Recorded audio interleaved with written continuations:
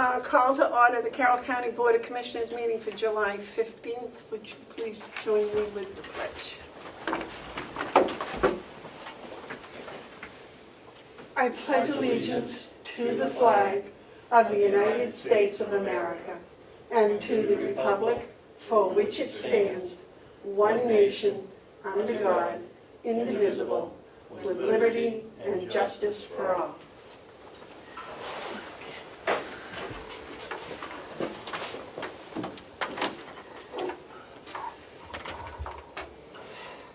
I will wait a motion on the approval for the minutes of July 8th. I'll make that motion. I'll second it as corrected.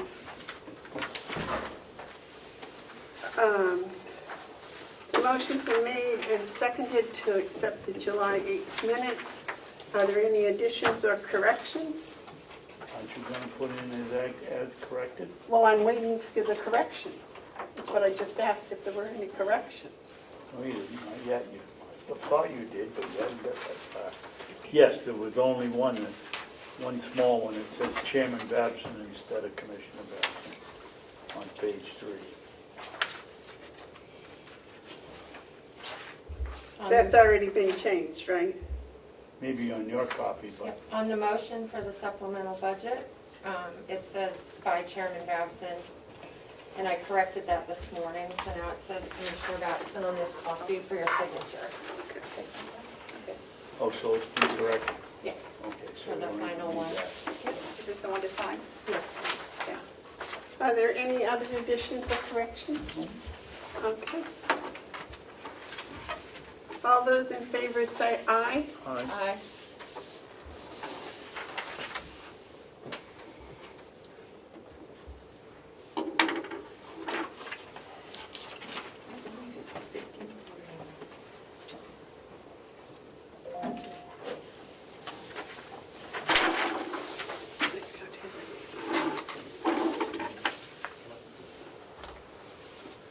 Are there any additions to the agenda?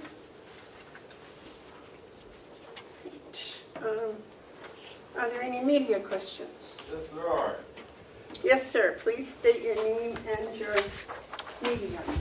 Damon Steer, Conway Daily Sun. And I was stopping by to see what's happening with the CFO position.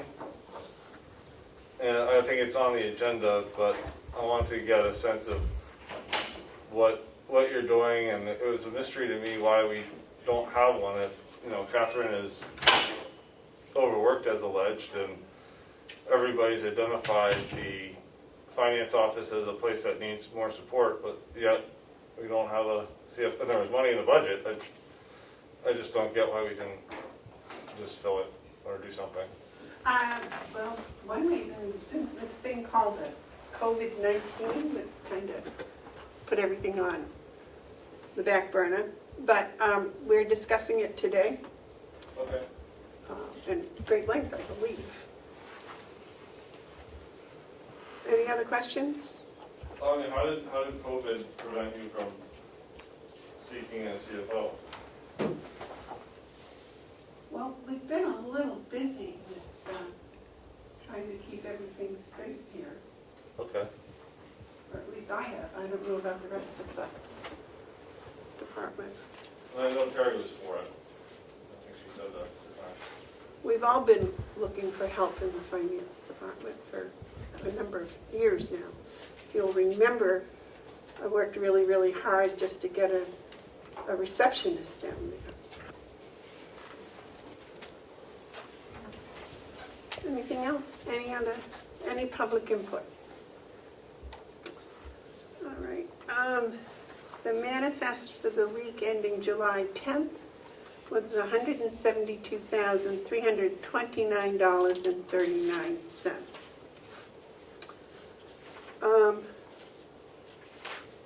Lisa coming up?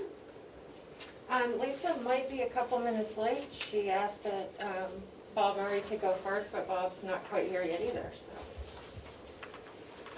All right, well, let's move on to the next subject, the supplemental budget.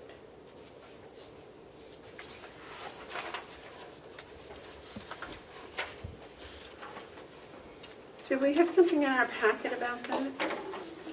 No, you don't. There were some email exchanges, I believe, between the chair of the delegation and the, I don't know if it was the full board of commissioners or the chairman, about trying to establish a date to hold the supplemental. And initially, she had wanted, Chairman Damaris had wanted to do it on the 24th. And then I let her know that that wasn't enough time because you need an amount. Copies were sent to me. You need an amount for the advertisement. Copies of those emails were sent to me. What address? I never got those. Well, they were sent to you. I know, that's why I'm asking what address. Let me see.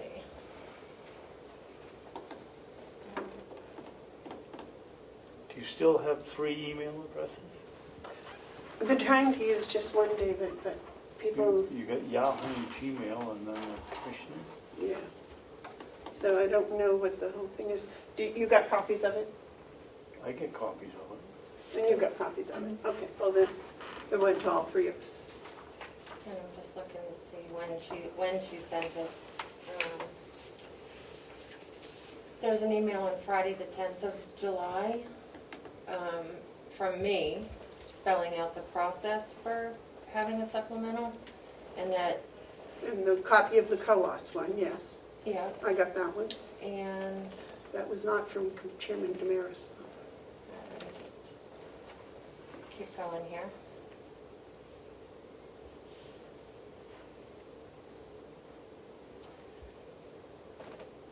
Thursday, July 9th at 2:40 p.m. to the 3 commissioners and myself. And it looks like she sent it to your Gmail address. Madam Chair, can I ask everybody to speak as loud as they can possibly? Thank you. It's set up, sorry. Okay. So the gist of it was that she wanted to have it, she pulled the delegation and wanted to have it on the 22nd of July. And then, but I let her know that that wasn't possible because in order to post it and advertise it, you have to have the amounts in the posting. Yeah, I got that, but that was not a discussion about the dates. That was the date she wanted to have it, and you said we couldn't have it that date. I haven't gotten anything since then. Okay. And, so essentially, what the delegation is waiting for is for the commissioners, I think, to vote on, or agree on the amount for the supplemental, and then we can go about scheduling the supplemental budget hearing as the commissioners requested. So, Do we have any figures from finance? I don't know. The last I heard, Finance hadn't been told that we needed numbers. So, because I hadn't been told we needed numbers. Madam Chairman? Yes, David? We discussed this, I believe, last week. Yeah. The supplementary budget had to have figures in it. I'm concerned, we just had another instance here. When we decide something into this board, who goes down and tells the finance officer what is expected? Now, Kathy got the email on Friday. As we all know, we don't always look at our email at the right time. And so she didn't get it until, I guess, Monday when she finally looked at it. But what is the process for passing information on from here to other people? It seems to me like there's a hole in the process. Well, I thought that's what the coordinator's job was. I thought that was what your job was. Well, you're the clerk, so if somebody on the board has to notify people, that would be come under your job. The clerk's responsibility is not to report what happens here to other workers. That's either the coordinators or the chairmans.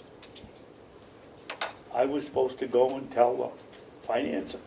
Well, no, neither was, Finance, that's, may I finish, please? The thing with the person that was gonna help us straighten out the finance office didn't work out.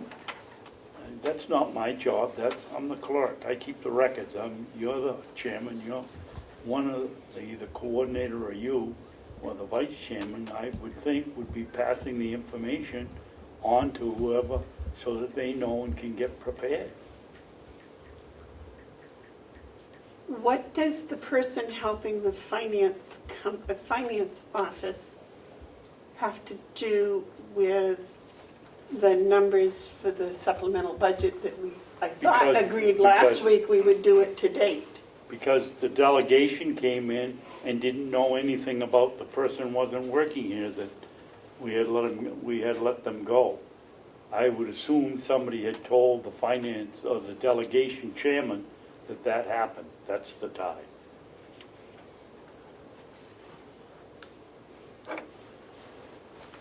Okay, but I believe last week that we said that when we used the numbers, we would use the current figures that we had, and we would have to update them again at a later date. We can't do that. We could have used the figures that we had last week, but that's all we could ask for in the budget. You can't, it's out there so the towns and the voters know what we're asking for. You can't up it and up it and up it every week when you get a new bill or you get a new revenue. But this is not affecting this is money that's coming in and going out Yes, because of the COVID-19. but We unfortunately. don't know how much is going to be coming in, and we don't know how much is going to be going out. That's the problem, but you wanted to have a supplemental budget so that everyone could see exactly how much was coming in and where it was going, and that's fine. I mean, I think that's probably good. I thought a statement would be sufficient, but if you want to go through a supplemental budget, that's fine. I But the think- numbers we have to use are only the numbers that we have to date, because we can't project. That's correct, so I would think that we have to either inflate that figure or use what we have. And the reason I wanted a supplementary budget isn't the reason you just gave. Oh, I'm sorry. I want the supplementary budget because the budgeting law says we have to have an appropriation if we're going to have an expense. And I've also said, just as you said, that it doesn't affect the tax rate at all. It's just in and out, but we have to do it because it's a law. Well, I thought, my opinion of the law is slightly different because it's an emergency situation and these are emergency funds. And I thought that therefore they only needed a statement. But a supplementary meeting is fine because apparently the delegation would like to have one. And, you know, I have no objections. I think you and Terry thought it was a good idea to have one so that everybody could see what was Yep. coming in, what was going out, Yep. which is fine. But we still have the question of the numbers. And I don't think we can inflate the numbers. I think we have to use the facts that we have today. Well, Coas County has had 2 supplementary budgets, and maybe that's what we have to do, put one in at the lower number that we know today, so that Melissa can get all the information out to the towns, and then when we, down the road 2 months, hopefully it's less than that, maybe, and hope, God forbid that it's more, then we have another one or a third one, because you're right, we can't keep, it's ridiculous to put in a figure that isn't accurate, so let's use the one we have and plan on another supplementary budget later in the year to cover additional transfers. It isn't going to affect the tax rate, it's just for transparency. Exactly, and I thought that's exactly what we agreed to last week, which would have required getting the numbers to date from the finance office, which I'm not sure.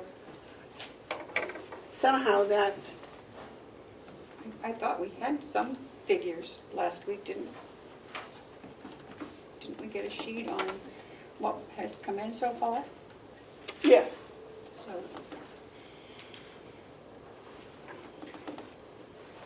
Is Kathy coming up today? She let me know that she has a webinar at 10 o'clock and a conference call at 2 o'clock. So if you wanted to talk to her at some point. Did she have In a the set of middle? numbers for you? The only numbers that I have are the ones that were presented as June 30th expenses and May 31st revenues, the ones that were given to the delegation.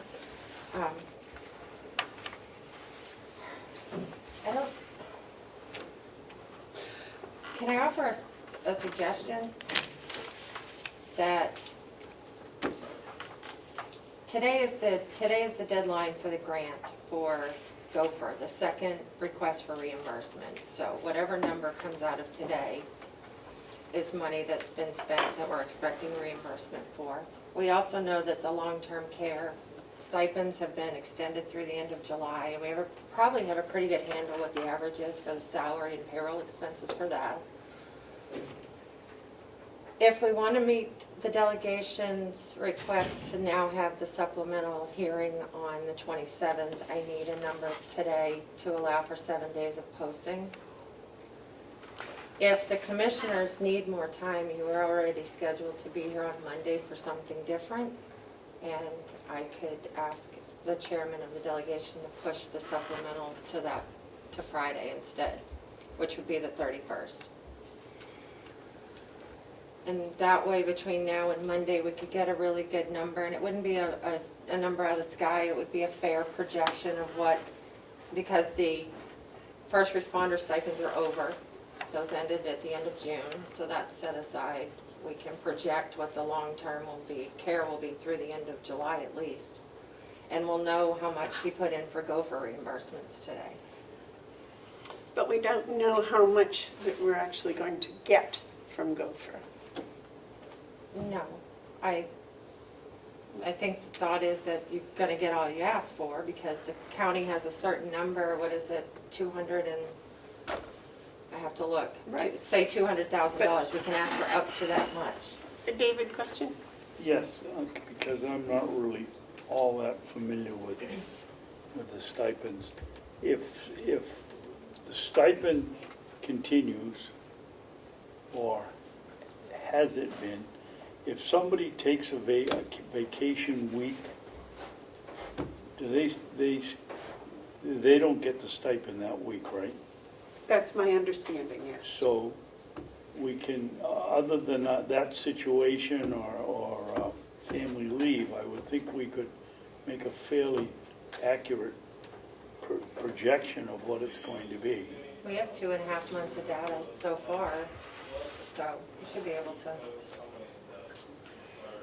It's just a thought. I don't want you to rush into it and just pick a number, but also the process has to be done by September 1st. So that was part of my email after talking with DRA, is that you want to have all this done so that you don't delay the setting of the county tax rate. So And if even there's if we're any- having a supplementary budget and we're having another supplementary budget and another supplementary budget, those all have to be done by September 1st. Yes. Although, if you give your very best estimate for this one supplemental hearing, if there's some straggling expenses or revenue, those can be incorporated in the 2021 budget to offset each other. Sort of like a reverse encumbrance, I guess, I don't know exactly what you would call it. You see, it just, But that was the. having the supplemental budget process just gets so convoluted because there's so much that's unknown. Whereas just having a joint statement from the delegation and the commissioners, and we could do that every month or whatever. But going with the supplemental, we'd have to have a number. And I really don't feel comfortable with projections. You know, I'd rather have, this is the number today, and this is subject to change. Everybody knows it's subject to change. This is an emergency situation we're in. And I can defend the numbers today, the money we've come and gotten in and the money we've spent. But to try to defend the future, I'm not comfortable with that. Now, if you two are comfortable with going with these projections, then fine. I mean, I'll go along with you, but I just like to, strike today and look and see what came in and what's gone out and go from there. Joe, you're the treasurer. How do you feel about this with the numbers and stuff? And please leave your mask on. Thank you. I think I mentioned quite a while back that I had a conversation with our auditor about this process of unanticipated revenue and expenses, and whether we should keep we do need to keep separate track of it. However, after talking with our auditor, it was my understanding that the best way to handle it was treat it as unanticipated revenue and unanticipated expenses. And when you get to the end of the year or the end of the period or whatever time frame that has to be reported, that's when you show what it is. In the meantime, you do your breakdown of what each category is. But to do a supplemental budget every time another dollar comes in or another dollar goes out that's not in the budget, I'm not sure that's the best way to handle it. Well, the commissioners already said that that was the way they wanted to handle Yeah. it. That was a vote of the commissioners, I believe, last week. Is that right, David? Yeah, I believe so. And the delegation is in favor of it also, apparently. Edie was on Zoom with us last week. So that's what we're going to do going forward. I, like you, don't necessarily think it's necessary, but that's okay. Well, if that's what the commission's decided, then certainly that's what you need to do. But we need a number. Yeah, you do. And that would have to come out of the person who's keeping track of all of this. And we have that. But the question is, do we use today's numbers? Today's tomorrow. numbers? Or do we project through something? I would use the number, the date that you're going to do the budget. For example, if the date of the budget is going to be next Tuesday, whatever is here, income and expense as of next Tuesday, that's what you put in there. I don't think you can project because you don't know what's going to come in and what's going to go out. So my point is, whatever date that budget is that's the date you use it. And if you have to do another supplemental budget going forward, you go from the last date you did it to the next date that it's being done. David? Joe, let me play the devil's advocate. Sure. If we do it as unanticipated revenue and unanticipated expenses, and we are too high on our anticipated revenue, instead of getting 100,000, we get 150, and we're anticipating spending 150 to offset it, and we only spend 80, there's a difference of 20,000. What possible difference could that make in budgeting? So let me make sure I'm clear on this question, Commissioner. When I say the unanticipated revenue and unanticipated expenses, I'm talking about the dollars that have already come in and have already been expended. So it's as of that point in time. Let me just think about that for a second. Yep. My point is Already it's... come in and has it been spent? Right. It has been spent. Right. Okay, go ahead. So it's as of that point in time. For example, like I said, if it's the end of the period where you have to do that report, I think as Commissioner Bavard mentioned, because of where the funds are coming from, you have to do a report for it, okay? So my point there is, if that's the date that you're going to use, you're going to show every dollar that you've received, not something that may be coming, what you've actually received and what you've actually expended. Now that doesn't mean they're going to equal each other because the whole process isn't complete at that point. So when you get to the end of your fiscal year, or whatever you're going to use, that's when you're going to have to balance it out and explain what's going on. But in the meantime, if somebody wants to know why we have more revenue or more expenses than is budgeted, it shows up in those categories, and then you do your drop down on those categories as to what it's actually for. So again, it's a timing issue. It's the point in time. It's a snapshot. Okay. So it's not that you're anticipating extra revenue or extra expenses. It's what you've actually done at that point. we don't get that funding until we spend it.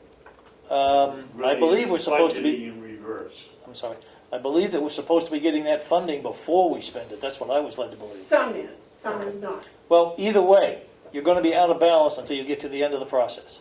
Right. I don't believe you're going to actually be in balance with it until the end of the process. But what you're doing is you're recording the information and you're presenting it in a fashion that is understandable. Okay. Now, does it follow government accounting procedures? I don't think it may. But by the same token, you're not projecting in a budget like you're trying to do with a supplementary budget. I'm a big believer in doing what we've actually got and what we've actually spent, even though we may have more coming and more going. But at that point in time, that's where we are. And it's very transparent. That's correct. And people can make their own That's correct. judgments. They That's can correct. say, oh, well, you know, you got 100,000 so far. You probably will get 100,000 in the next 6 months, but that's up to them. They can make their own projections. And I always leave a footnote to it that, by the way, this is a moving target because you don't know what it is. Oh, it's a very fluid So you situation. don't want to get caught in projecting something and then get in trouble there, or vice versa. I'm a big believer in actually what has been received and what is spent to that point. Thank you for the explanation. Madam Chair? Yes. In the interest of time, should I ask the finance director to come up after her 10 o'clock webinar, and you can figure out what you'd like that number to be? And also, I just want to mention that when you get to the supplemental hearing, which would be, as of right now, 12 days away from now, the delegation has the opportunity to amend it. So if you provide updated information in the next 12 days, then there's that opportunity to amend it, so. Okay. When you ask the finance director to come up, would you ask her if she could come up and bring the actual revenue and the actual expenditures that have been posted into, what was that account you called it, Joe? I It's call the- it unanticipated revenue Unanticipated. and unanticipated expenses. She has it on your budget documents as COVID-19 and the revenue and then the expense. Right. So, okay, Whatever those lines are, okay. because I knew the names were slightly different. And I also just, That's the numbers we can use, right? Those would be sensible numbers to use. Yes. I also wanted to remind you that Representative Ticehurst brought up at the delegation meeting to remind us about the line item transfer process, because the way it was explained by the finance director is that when expenses are incurred, they're charged to budget lines, and then when the grant money comes in, she transfers those expenses into the grants. So we may have to go through a process of line item transfers before the end of the year as well, to cover for that. That was, I believe, what Representative Ticehurst was referring to. She just asked us to be mindful of the line item transfer rules. So, All right. I will check on those. thank you. Okay. If we might back up, Lisa is here now. Would you like to come up and join us, please? Where would you like me? Up here next to Ed, if you don't mind. The registrar is here for her 2-month update and tell us what you've been doing and what's been going on downstairs. And I'd be glad. I don't know if you saw the end of the month of June charts. that was 2 weeks ago, but I believe we did, but I'm not 100% sure if we got that. I don't think you did. That's possible. So that is gross revenue. This is, well, here, I'll let you pass them out. And I'll Do you have, have a fourth copy? I do, I have it here though. I'll give it to you when I leave. Melissa. Yeah. No, just It's Melissa. in the finance office. We would give these to them every end of month. Okay. But I'll give you this. No, that's okay. Do you have an electronic one that you send me? I do. Okay, that would help, thank you. Madam Chairman, Yes, sir. could you ask the registrar to give us 2 minutes to look this over? Sure.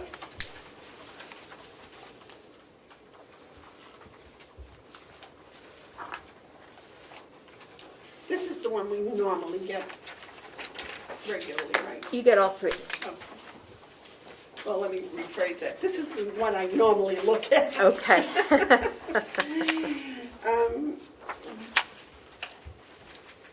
And what color are we now? Black? We are black. We are the most current year is always highlighted in black. Wow. Now that's per month, for the month. I know, but still. That's very, I would think it was good considering all things, yeah.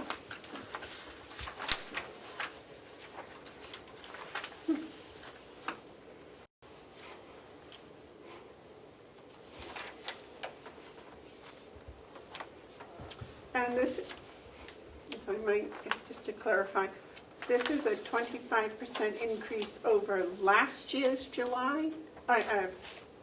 June, or is that a 25% increase over May? That is over Well, last June. June, correct. You will see all of those monthly change numbers are hugely erratic. I see. But last June, the income was 78,950. This June, it was 98. It was 25% more. But that's really not the one that is the best one. This is the best one, which is the cumulative. Which says you're up 4% for the year. That the county is up 4% for the year, which is good news. And then this last one here is the gross revenue, $4,199,809.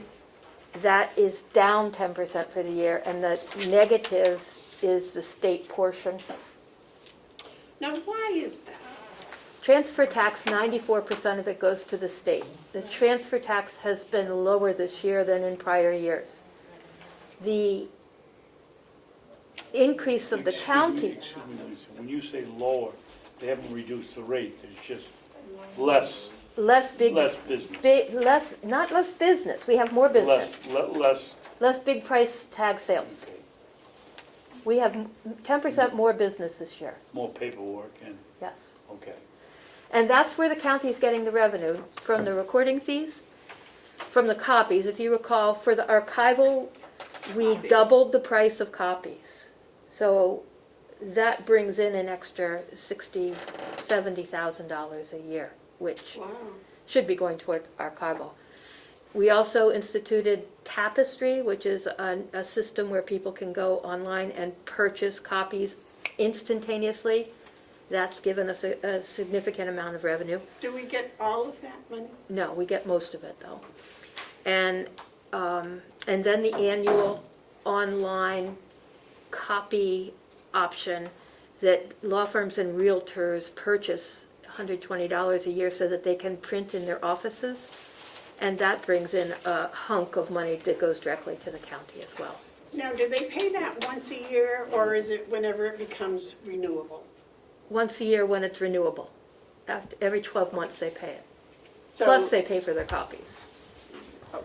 But they can have it But instantaneously. whatever month they signed up on that anniversary, right. they sign up again, so that's That's spread right. out throughout the Yeah. year. So that's good for the county. Not so good for the state, but now I have the numbers through yesterday. And as of yesterday, the county portion for this month is, again, good. It's 1% up over last year's month of July. And the state's not quite so bad. Instead of being 10% down, it's 9% down. So we have had some good sales this past month. So we're 1% up through, Now, that's just through 14. July. yeah, 14, we're up 1% over last July, July. the first 14 days. Yep. Now, these larger sales, are they businesses? Well, I'd have to go and search Oh, okay, everyone that I was happened. just curious if it was just property, It's- private properties, or if it was commercial. I don't know. That is a diving into the details that I haven't done for this month. Well, I was just curious as a tax. Yep. Well, why Why, Madam Chairman, would that make a difference unless property was exchanged hands? You could Because, sell the business without coming to the registry. But the property, I would think, your question would be, have there been any big property changes? well, that's what she just said, there have been larger purchases.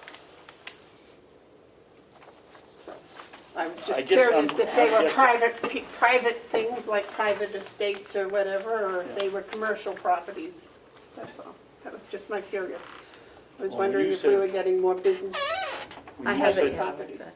When you said sell the business, it got me thinking, do people register with the deed, registry of deeds when they sell the business? Not the capital assets, not the buildings or anything else, but when they just sell the business or the business name, is it done through the registry? The registry records everything having to do with land records.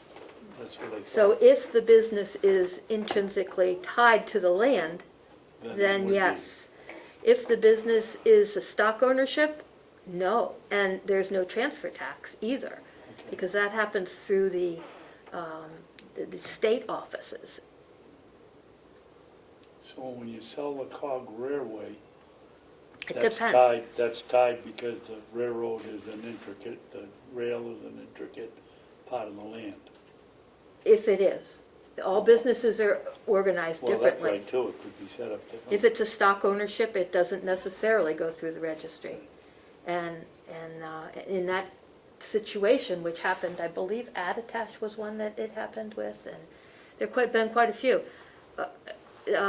Mills Falls, the Meredith Holding Company, there would have been huge transfer tax that the county, Belknap County, would have incurred if it had been tied to the real estate, but it was a stock ownership transfer. The name stayed the same, it's that the holding party of the stock Right. changed, and so there was no transfer tax, but there was a huge mortgage put on afterwards for millions of dollars, which they got the recording fee for the mortgage, but not for transfer tax. So it's an interesting way we have set up to tax. I'll just leave it at that.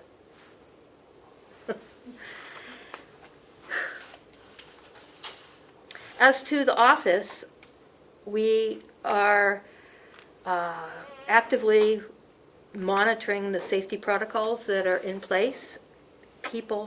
We have opened up to the public as of June 29th, and all the staff are working now back in the office. The public have been very respectful. It's been a pleasure. Prior to opening back up, we had some difficult communication issues with people outside the building who were outraged and unhappy. But since we're opening up, people are good. They're donning the masks and taking their temperature and filling out the forms, and grateful to be able to come in. So we're looking forward and planning for further remote working if needed. I don't relish the idea, but I think we need to be prepared for it. In the budget planning that we've already started, we're looking to purchase 2 laptops so that staff can take them home and work remotely. I'm hoping that won't be necessary, but if it is, we want to be prepared. This past time, the staff used their own computers and their own internet access.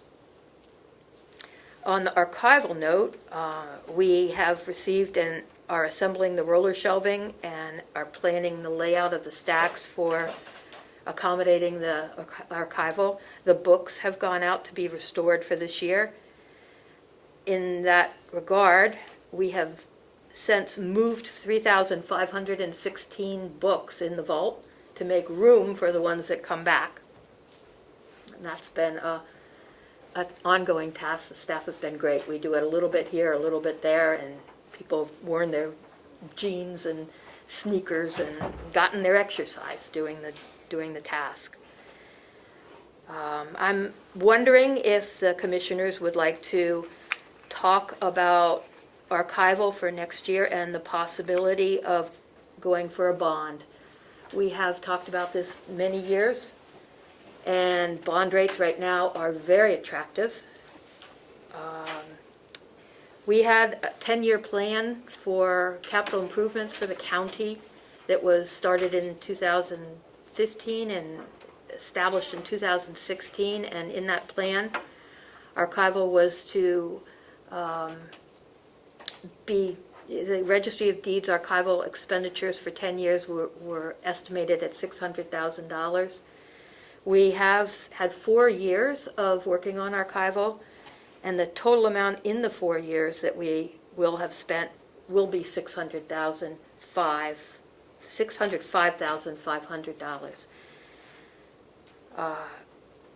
Yesterday, there was the second bond sale for the first one for this year. There's another one coming up in November, and the rate was quite favorable, 1.4% for a 15-year bond. How many years? 15. 15? If we bonded the archival work, we could get it all done. This would be over and dealt with, and we would pay for it in the number of years that we chose to pay for it, whether it be 10 years, 5 years, 15 years, at a very low interest rate. And it would stop the loss of record and get the job done. I would love to explore that further if you care for me to. Otherwise, we'll be having the discussion of how much to put into archival from the annual budget when we meet. Is the archival committee still active? We haven't met lately, Is that something they should discuss? probably. I wanted to get your feedback, let you think about it, and see what your thoughts might be. So I wondered if I could come back soon and ask you if you'd like me to go forward with pursuing this. Joe, do you know what the inflation rate has been this year? I don't have that exact number in hand, but I'll look it right up for you in just a moment. Because I'm thinking 1.4 is not much more than inflation, right? Well, I think the inflation rates you're going to have this year is probably going to be somewhat convoluted because of all this COVID-19 business, but still. Right, you're right. You can take advantage of the fact that the bond rates are extremely low at the moment.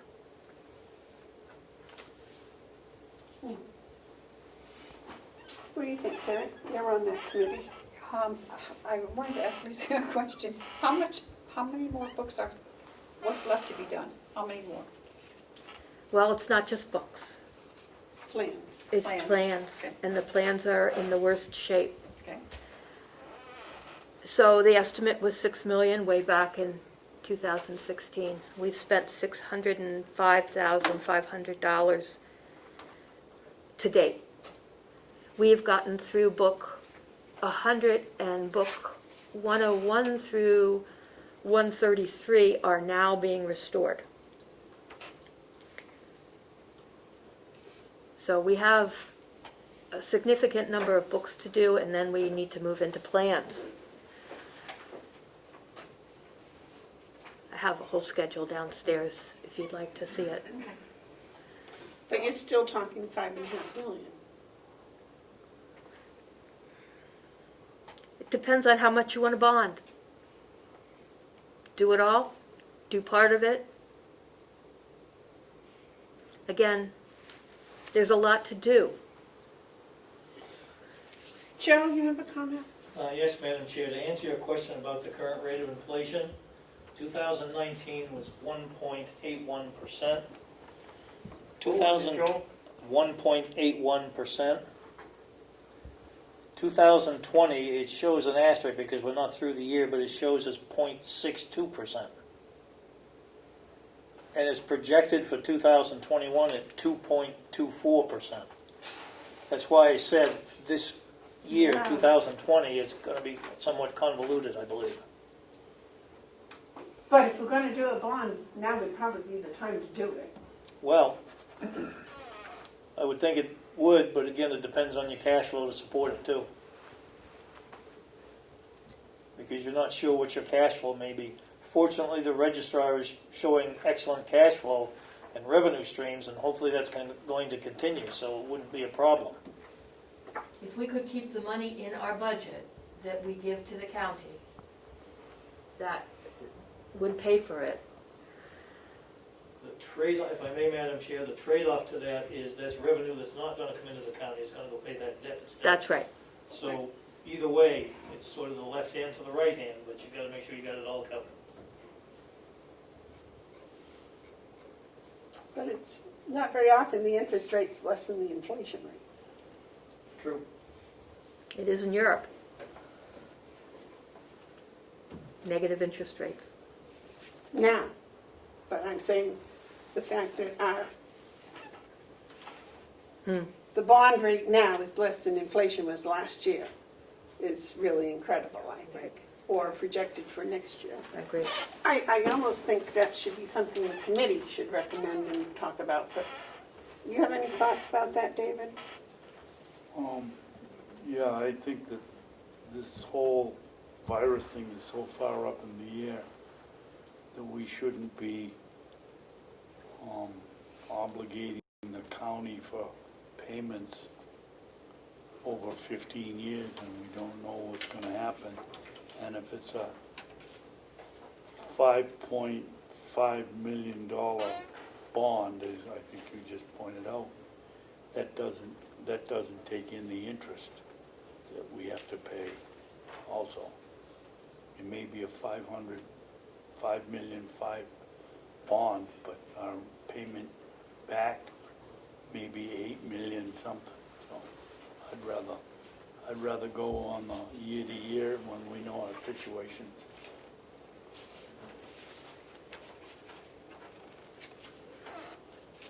What do you think about kicking it back to the committee and letting them come up with their recommendations to us? Well, There's what, 5 people on that committee? any of them bond experts? I think Joe's on the committee. So that's 1 out of what, 5? Well, I think what they do is they all do research and then they all would come up with some suggestions. That's what they did last time. Is that right, Terry? Yes. I'd be in favor of it as long as there's an understanding that we don't have to do what they say. We didn't do what they suggested last time. You know? And I'm very pleased about it.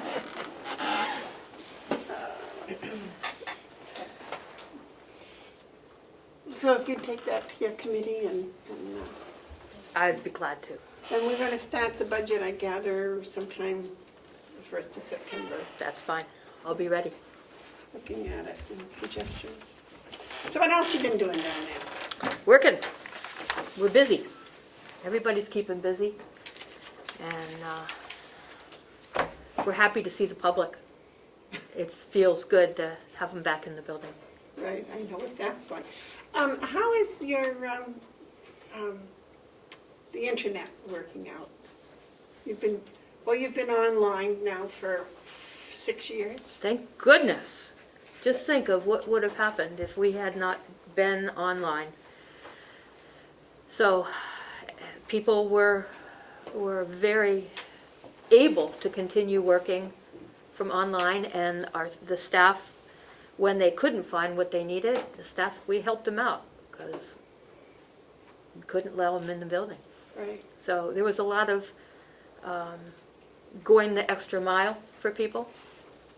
That's what the probate court is doing as well, because they're still not open. And a lot of our land records are in the probate court. They've been very helpful. They've been making copies for people and emailing them to people, and just to keep the economy going. Well, because I have talked to several realtors, and they say that real estate is moving quite rapidly. It is. We just need more real estate in order to have more sales happen.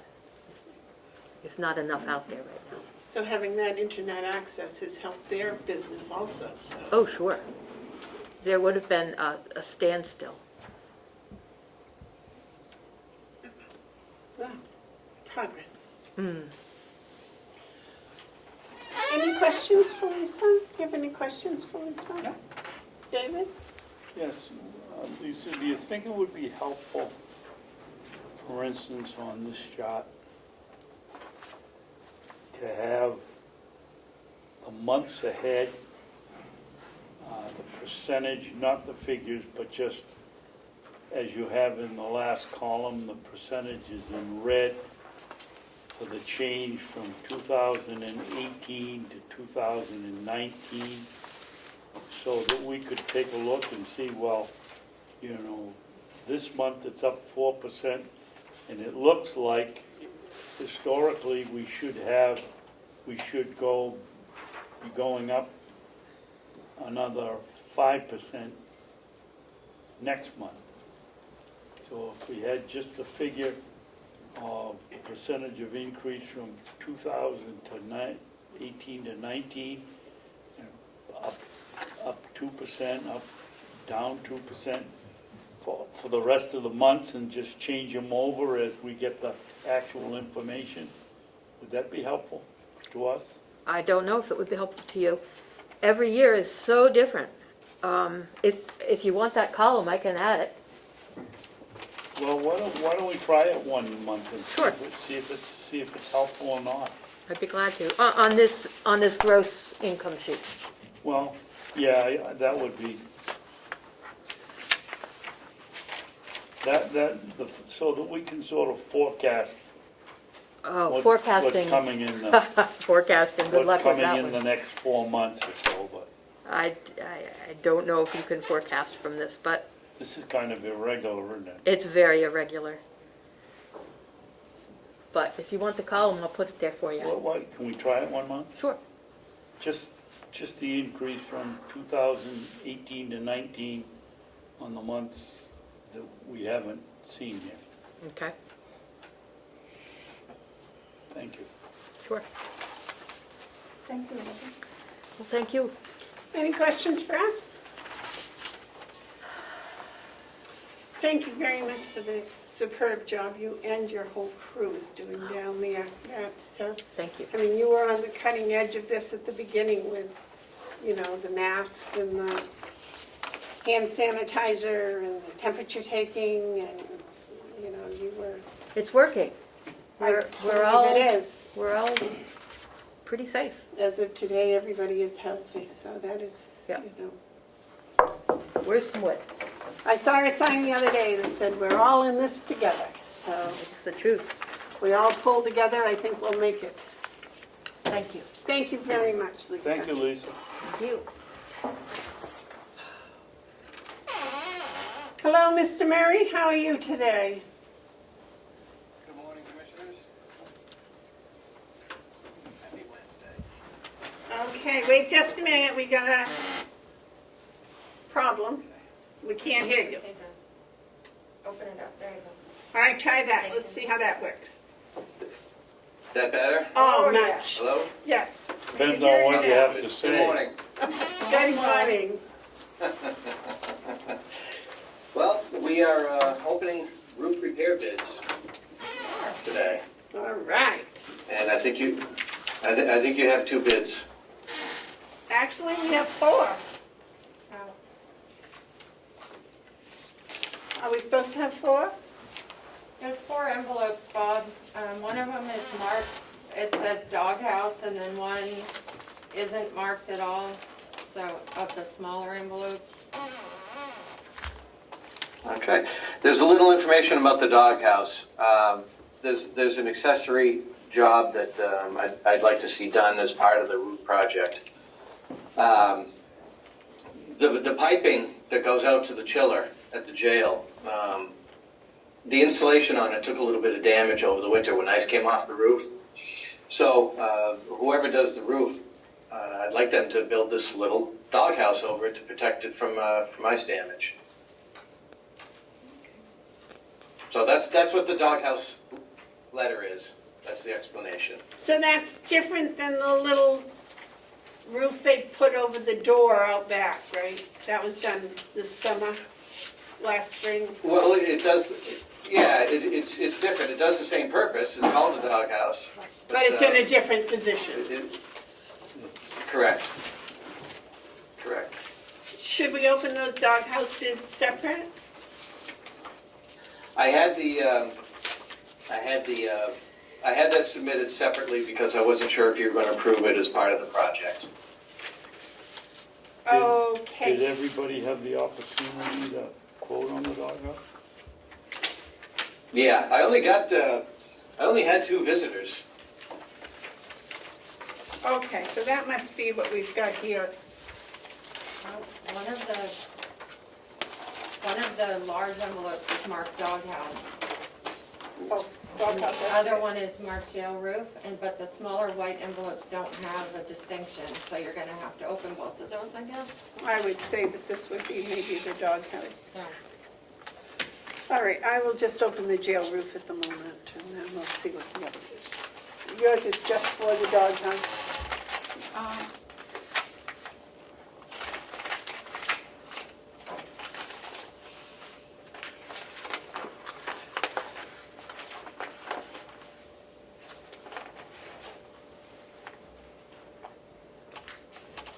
Bob, can you tell us, as we go through these, whether this was one of these, were the people that showed up? Well, they would have to be. If you give me the names, Maine Made Customs showed up, Okay, and I forget the other name of the company, New England Metal Roofs or something of that sort. Yes, that's what I have here. wasn't it part of the bid, as Okay. I recall, to come and see the site? Yes. Yes. Well, we got 4 bids here, Like I I said, thought you said only 2 came. That's all there are at 2, David. Well, That's all we have at 2. Oh, but Is then is this for the jail roof And the doghouse, and the doghouse together? twice, right? It has to be. If we got 4, we got, didn't we Mine have, is The just- one that you have, is that just for the jail roof? Yes. Hers is just for the doghouse. And I have one that's just for the roof. okay. So what are we gonna do? Well, we'll start with the roof. So David, if you would tell us the bid for yours and who it's from? It's from Maine Made Custom Builders of, I don't know where. Doesn't say that I can see right there. I think it's Porter. I think he's done some work here before. And it was somebody He has. from Effingham or Porter or somewhere over there. And his bid is, do you want me to read everything here or just give the figure that he's quoted? well, you read what you think you need to read. I'm going to collect those bids from you today at the end of the day, and I'm going to sort through them for the next week, and we're going to reconvene next Wednesday. I think you have to read who it is and what the bid amount is. I think so, and then you can make a spreadsheet whether what they're doing, remove panels that are leaking, and he might be removing 8 and the other person might be removing 9. I don't know, so I'm just gonna give the materials, cost and the labor, and that's $27,000.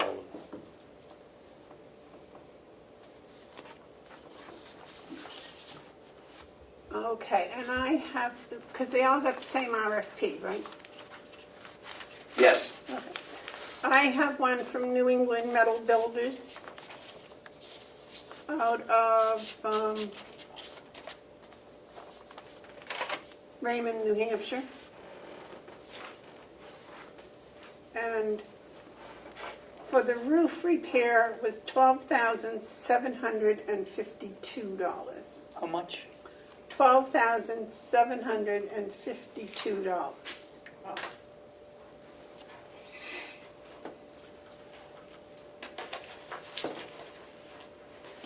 So, We'll give these to you, Bob, to review and see how you feel about those. You want, did you put it back in here? Yes.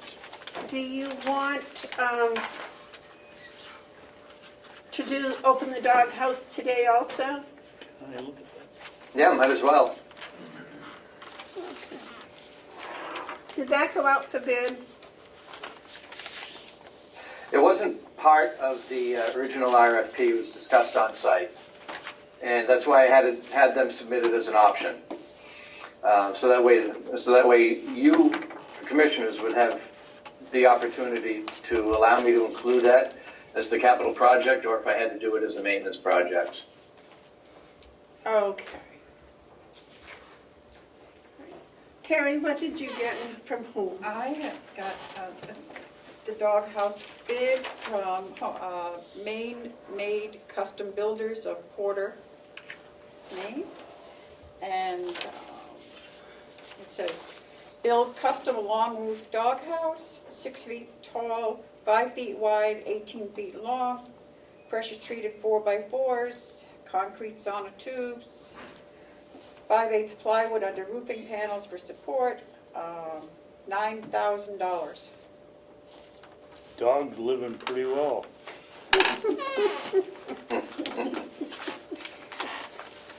Okay, and I have one from, again, New England Metal Builders.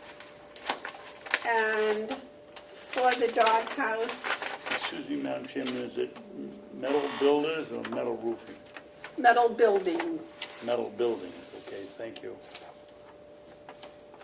You know, I think that's a copy of the first one.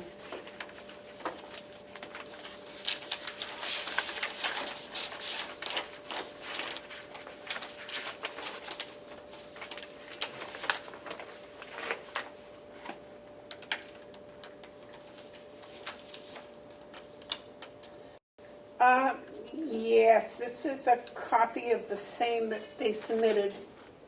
Let me see if all 4 of these copies are the same. You don't see a separate doghouse bid. Well, it came in a separate envelope, but it's the same, it's identical to the original. They're identical, the numbers are the same too. So, Okay. one came with a marked jail roof, and the other one didn't have any marking on it, so I assumed it might be the doghouse, but it's the same thing. Could I see that? Because I think this creates a problem. Okay. That never went out to bid, so I don't think it does.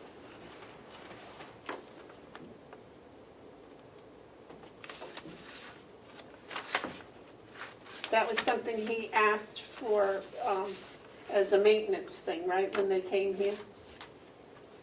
Correct. Yeah, and I specifically asked them not to put it in the bid because it wasn't part of the original RFP. So I don't think there's a problem. Well, I think there's maybe 2 problems, Bob. Number one, we have to go, if these prices both are over $5,000, so we have to go out for bid for them anyway. And second of all, I guess where it wasn't a formal bid, we can't say, well, you didn't make the time because you didn't send us the bid, you sent us a copy of the same thing. I guess my feeling is we have to go out to bid for it by law, The doghouse. For the doghouse? for the doghouse. Okay. The jail bids are here. I will give you the Okay. 2 that we got. And this envelope, I cannot guarantee whatever it was for because it has no designation on it. So I'll put those 2, if I can find another paper clip, I'll put these 2 together. Melissa, do you have another paper clip, please?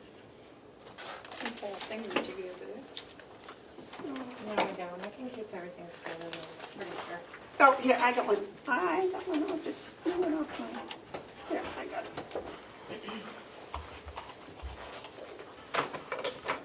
it. Be my guest, Madam Chairman. Well, I took care of it. Thank you very much. Oh, wow. Got all kinds of people putting on. So, Bob also has a RFP for the boiler room door. It's in your packet. Yes, ma'am. Bob, what happened on the door? Did it rot out or building move or Yeah, what? it's 40, no, it's just rotted out. It's 40-something years old, and the bottom of the door is rotting out, the frame is rotting out, it's starting lean on its hinge. I had to have the hinge replaced last year because the door just settled a half an inch on the hinges, so we had to jack it up and put a hinge on it. It's gone, it's not safe, it's barely secure. I can lock the door, but Oh, it's an outside door? yeah, it's the outside, Oh, red oh. door. So it wasn't because we put down 4 more inches of pavement? No, no, Okay. because it's because it's spent. So I know it's going to be over $5,000, and we need to put it out for an RFP, or put an RFP out for it. So I'd Gotcha. like your approval to do that. I budgeted for it. I budgeted a capital expense for it. Well, that's my fault, Bob, because I didn't remember that. I'm sorry. I apologize. Nothing to apologize for.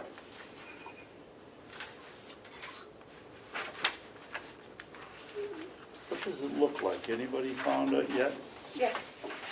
In the packet, it's on. It's got the Okay. official seals. It's on a, I have an extra one if you can't find it. Oh, well, I got it here. It's Okay. just where? Okay. Feel free to look at the door on your way out today. Just don't go through it? will you Well, have a pass key? okay. Will there be a pass key lock put on it? It already has one. So it's not open and closed It has, with a key? What do you call it? oh, you can open and close it with a key, and you can open and close it with your ID badge, Oh, for those that have the permission to get through it with an ID badge. so shouldn't it be just with the ID badge, now the new door? No, it'll have a key as well. It'll have the emergency backup key. And we're going to use the same hardware, the same doorknob latch assembly that's on there. We're going to take off and put on the new door because the lock assembly's new.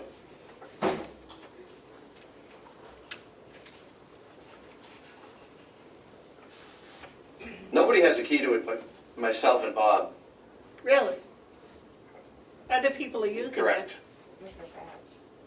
Well, that's because there's ID badge access, and there's only certain people that have access to that door. I think it would just be. But nobody should be using it. Nobody should be using it for access right now. Because it's in such bad shape? Well, no, I think we need to have everybody come in through the lobby so they can take their temperature when they come in the building every day. I thought we decided that a few weeks ago. Oh, all right, so you've taken away all the passkey privileges on it? No, we've asked the people that have been using it to not use it, and depending on their morality, to observe those instructions. Can't you go in the computer and just do away with anyone that, I can if we need to get to that level, but I think just telling people not to use it should be a good first starting point. Just tell them not to use it, they won't use it.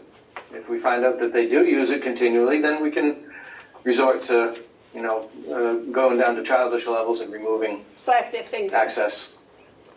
Well, Yeah, exactly. I got you. at this point, it seems to be a health hazard opening or closing the door, right? Yeah, that's why he, The door is not going to fall off and land on your foot. Okay. okay. So it's not that bad yet, okay. No. Did you find it, David? No, Oh, that's here it is, right okay. here.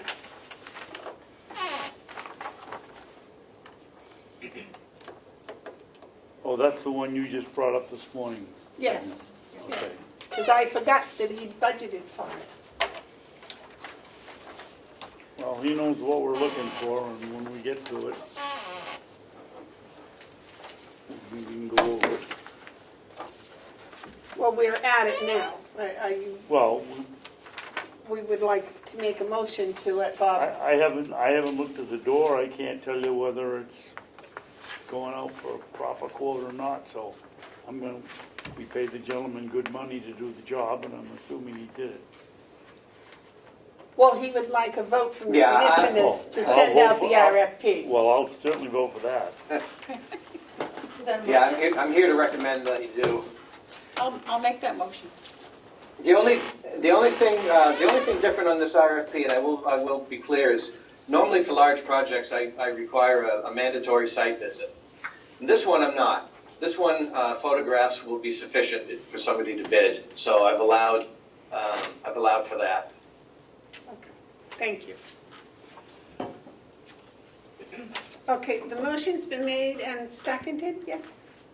Was it seconded? I'll second it. There we Okay. go. There it No. is. There it is.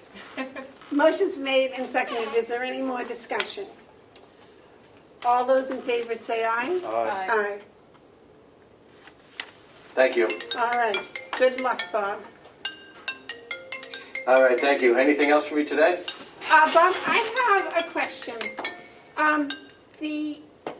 Sometime last spring, I watched them building the cover over the door on the back of the jail. Was the company that did that either one of these companies you got bids from for the jail roof? Yes, Okay, yes. thank you. Because that seemed like a very nice job they did. So. They did a great job. Very, very pleased with how that came out. All right. Do you have anything else for us? All right.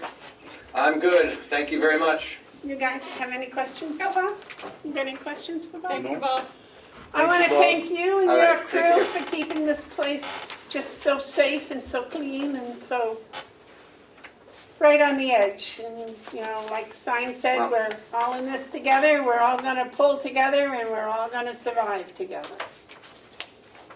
Thank you. I appreciate the support. Thank you. All right. Oh, Bye. Bye. What's next on the agenda? It's inside. Talk about auditing. We are... RFP for the audit, do we have it one here? Yes, the RFP for the audit. It's also been brought to my attention that our present auditor does not wish to participate in the bidding process. Yes, Joe? Madam Chair, I believe the commissioners have received a copy of the letter from the auditor. And I'd like to introduce that as part of the record, if you would allow. For what purpose? So that the general public knows.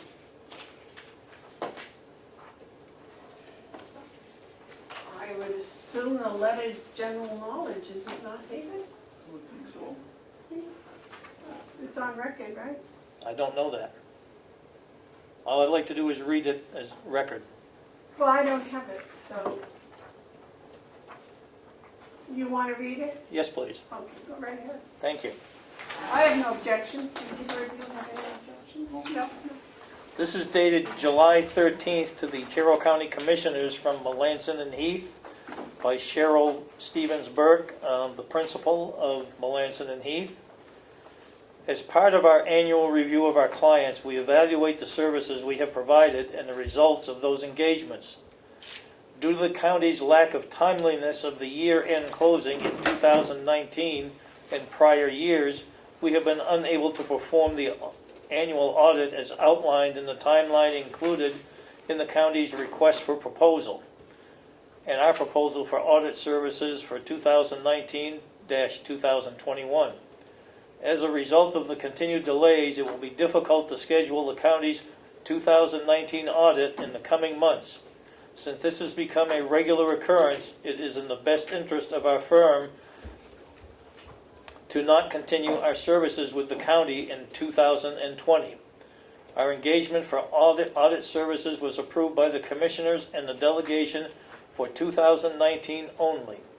We ask that you refer your audit needs to another firm for the 2020 year.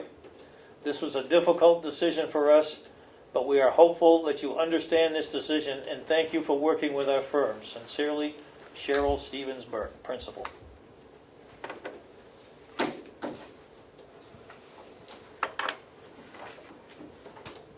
Amazing that came after we decided to go out to bid for a new auditing company. I understand your concerns about that, Madam Chair, but I do think that letter does speak volumes of what we've been working with here. Yes, enough to change my position, Madam Chairman, that's the last straw for me, and I'm going to support a chief of financial officer. And how can you get to July 1st and your books aren't closed? I just don't understand it. And I think the time has come that we need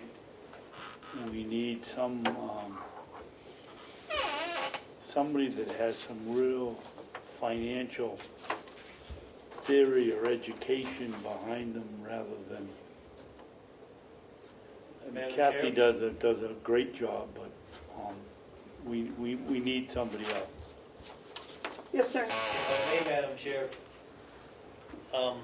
In the 2018 performance audit, and I realize I'm maybe taking this somewhat out of context, but if you go to page 11 of that audit, of that performance audit, item number 3 on that page, and this isn't directed at our current staff other than the lack of perhaps training, but it does say, and again, this was in 2018 on the performance audit that was done by the Matrix Consulting Group.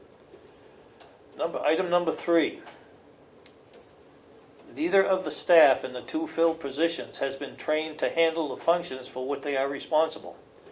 They were both placed in their current roles out of the necessity to backfill the department of the finance director without an introductory period or guidance or formal training process. Again, I think this just speaks volumes as to what we've been working with. Well, and I think we have already addressed the issue, and I think Chris is here to bring us up to date. Chris, would you like to join this conversation at this time, please? Our HR director was asked last week, was it last week? Last week, yep. To come up with a job description and advertising.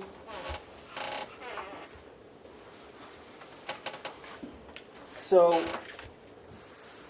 last week when we spoke, we had talked about creating a job description and advertisement for somebody for the finance office. My understanding, although I prepared for both scenarios, was that we were looking for somebody equal to Kathy, to work alongside Kathy, to support her, division of duties or whatever. And so I did come up with, and we can change the title, but I put Deputy Finance Director with the appropriate job description, and I have copies for you guys to review if you'd like. But then there was also a question about the Chief Financial Officer, so I did prepare a job description and advertisement for that as well, that the commissioners could review. And so anyway, I didn't want to waste much time. I just wanted to prepare for both scenarios. Well, so whatever you decide. I think they're one and the same, because right now Kathy's been acting as the chief financial officer, and we need someone that can do all the things that she can do. Right? Right, but we also want them to be able to do more than what she can do, in my personal opinion. And we need someone to take control and get the work done.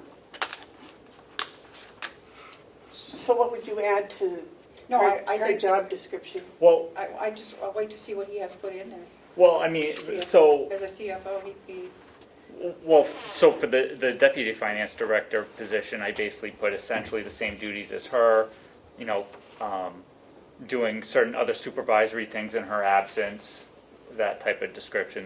The CFO one was basically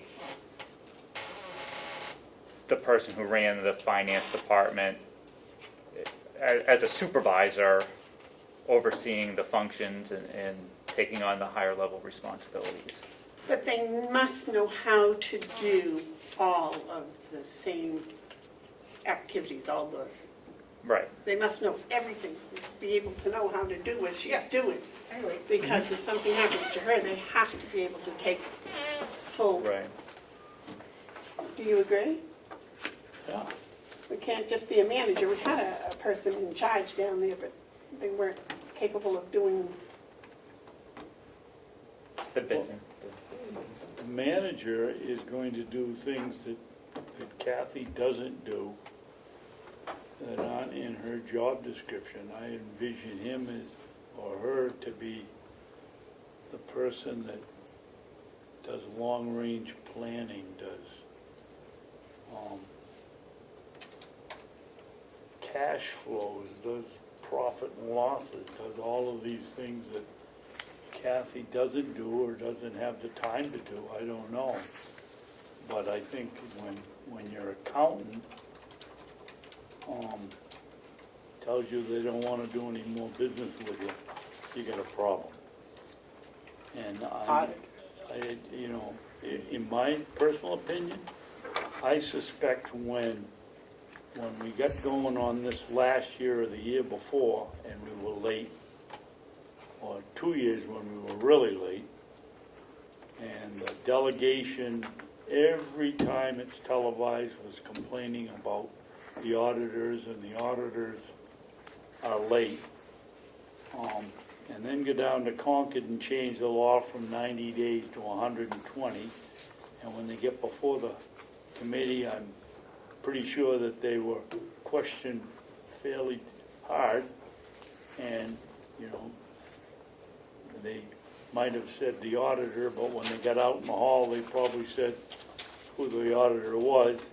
And these people are trying to run their business and grow their business and continually get bad mouth because they can't get the work done, because they don't have the information. I think that the delegation, we and the delegation all share some responsibility in this, and that the only way to go now is to move towards a chief financial officer.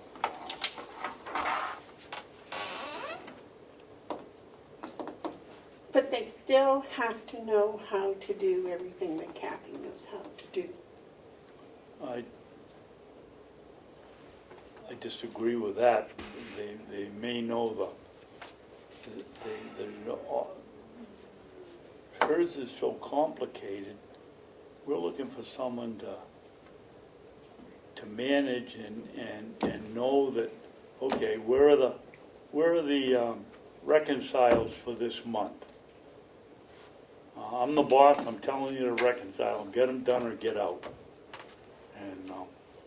And we need, and that doesn't entail all the things that Kathy has to know. It'd be nice if we could find someone that does know all she knows, but she's been here so long and has such deep knowledge, I don't think we're gonna find anybody that can fill that requirement. Then we're going to be in the same position if something happens. If she should get sick and be out for 6 months, who does the books? Who does the work? Who That's does? the chief executive, chief financial officer's responsibility to find and train someone to fill in for Kathy if she gets sick. So you're talking about 2 new people in the finance department? No, one.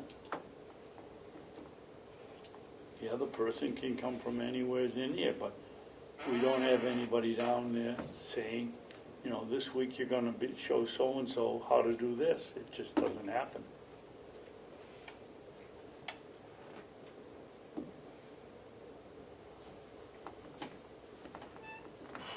Well, I still have the same concern I've had for 6 years, and that is if something happens to Kathy, there's no backup, there's no one to fill in, there's no one. And we tried, when the company came, and the gentleman was down there observing what was going on until the COVID, and we didn't let him go because he wasn't doing proper work or it wasn't working well. It was because of the COVID, and there was just no way he could be here and 5 other places at the same time. So, you know, that is another whole issue. But I think that we have to bear in mind, we have to have someone that if something happening, she gets sick or something, that we can have this other person there. And if it's a CFO, I don't care what you call it, they need to have these skills. So I think that has to be in the job description. I mean, anyone can go down and be a boss, but we had one, and that was when I got here, and that didn't work well at all. May I? Yes. In hiring a CFO, he has to be able to step in and take over. He may not have to do the work on a daily basis, but he has to know exactly what's going on, and we don't hire him if he doesn't have that knowledge. It's got to be somebody that has experience in municipal government and hopefully with our software. And that's what we need to look for. And then he needs to reorganize down there and decide with his knowledge on who has the capability of doing what, and get us organized. That would be my hope. That makes sense. Go ahead. No, that makes sense to me, and I think all three of you are sort of have the same overall vision of it, that there's somebody supervising the work, while at the same time we'll have the ability to take over in case there's an emergency or an absence or whatever. Well, and to take some of the work off Kathy, who's working until 8 Right. o'clock at night, which is ridiculous. Well, and she probably is covering both roles as a you know, overall supervisor and doing the daily routine. So what did you come up with? So, well, like I said, I came up with a description for a deputy and then a description for a CFO. And I can hand those to you. And now that I would like to read more thoroughly. Let's see, this is the wrong one. I'll go through, I'll give each of you a copy. But I'll go through it more thoroughly too to match up the duties, like you were talking about, the specific daily duties that Kathy does to make sure that they're represented in the job description. And I had the I just made one copy of the advertisement. I don't know why I didn't make 3, but pretty much mirrors what's in the job description.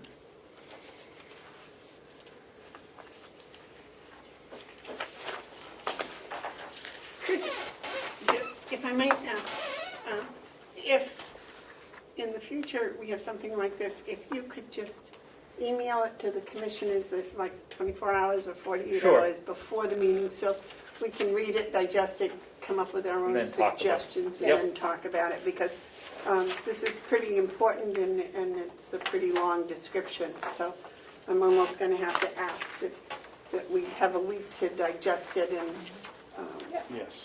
Yeah, I wasn't positive the appropriate right, avenue to take. yeah, we're not either, obviously, yes, so we're still digesting. And do you have the second one? Yes.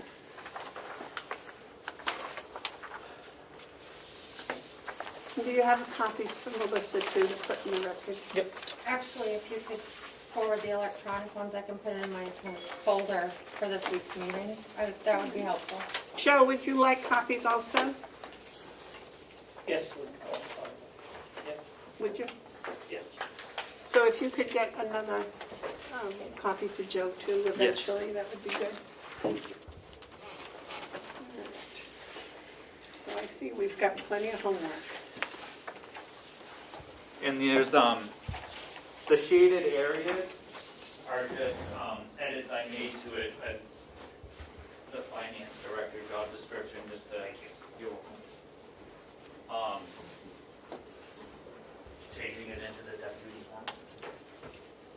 Just so I could see the changes that I've made. Thank you. Should we put that on for next week, Madam Chair? Please, yes. Thank you. Well, I see what you did last week.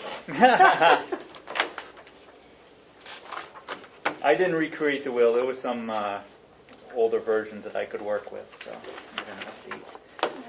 Now, this chief financial officer, is that the older version that we had here at the county? Yeah, updated a little bit, but All right. essentially it is the same.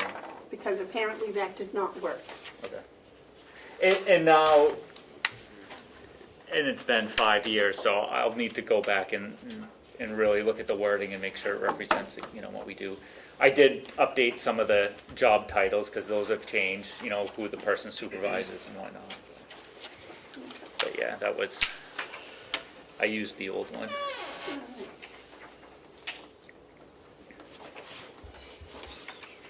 And David, maybe, because you had the most knowledge, because you were here when the chief financial officer was hired, the past one. I came very shortly before he resigned, but it wasn't functioning properly at that time. You might make some notes that you could share with Terry and I about what you think might have gone wrong or might have gone right about the situation. Yeah, glad to do it in non-public. I think so, yes. I think that would be a non-public type thing. Do we have a session today? Chris had asked to discuss something in non-public. Okay. I saw on the agenda it said if needed, that's why I wasn't sure. Okay. Yeah. Yes, we can do that. Do you know, did he say under what RSA that was? Need the cheat sheet for a second. I can't think. Can I grab that off the table behind you? It's way over there, yeah. Oh, I'm Thank sorry. you. No, it's okay. Okay. All right. Didn't you say Chris was the one that wanted it? Yes, yeah, for a personnel thing. I would say C. Chris, we want to put you on the Association of Counties Executive Board. They meet, once a month? And, I think his request is in your packet, Chris's Yep. ask for that. well, that's what I'm saying, and I believe I'm the one that's on it now, so you can take my position, Okay. which I believe in the past that's what's been done. Okay. So I'm not sure the procedure, but I don't think that's correct, Madam Chairman, because we did this for Bonnie, Yep. and Bonnie took somebody else's place, so Yep. Chris would take Bonnie's place, and yours would remain unfilled at this point, I would think. well, I think, Was it that Bonnie took yours? Yes. Wasn't it? Yeah. yes. Did And Bonnie when- take yours? Yes. Is that how it worked? Yes, and Okay. then, I'm sorry, when you're right. she was no longer able to do it, I was back, and now it's, Chris Okay. can have it back. So I don't know if the actual paperwork followed it yet or not, but that's, If you'd like to make a motion to appoint him to the Association Executive Board, I'll draft up a letter, and if you would authorize the chair to sign it, if that works for you. yeah, I was in the process of that. I just wanted to make sure he still wanted the position and to explain to him it was my position he was taking, the one that I had filled. So I will wait a motion for that, David, if you want to make it. Make a motion that we nominate Chris to take, no, it's not your place, Bonnie Merrill's place on the executive committee of the Association of Counties, the New Hampshire Association of Counties. I'll second. Is there any more discussion? All those in favor say aye. Aye.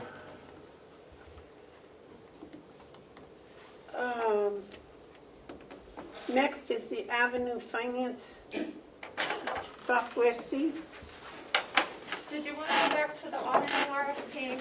You had started at that, and then we got off on the other position discussion, and you want to go through that today?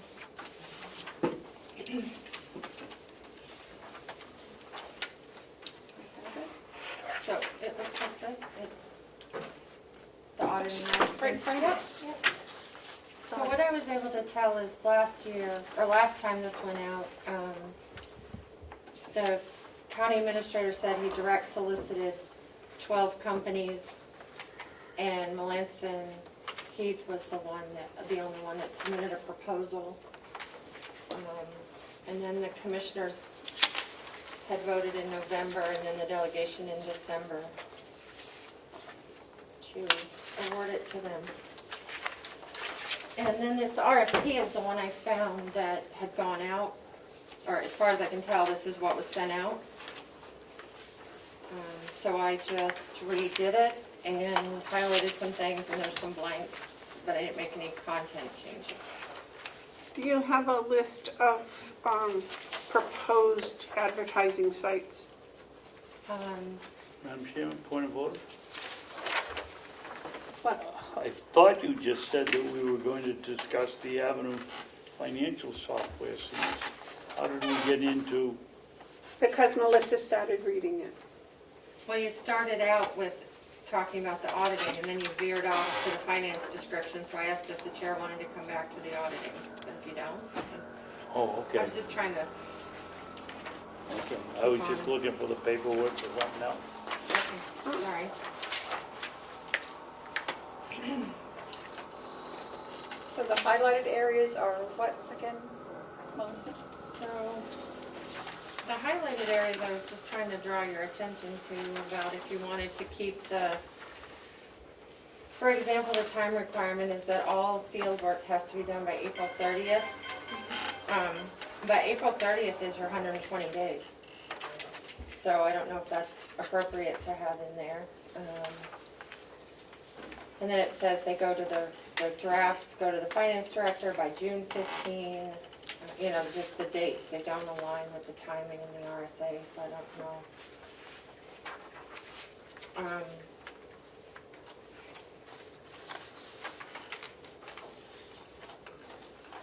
And then we need to update, obviously, what our budget is now and how many employees we have now.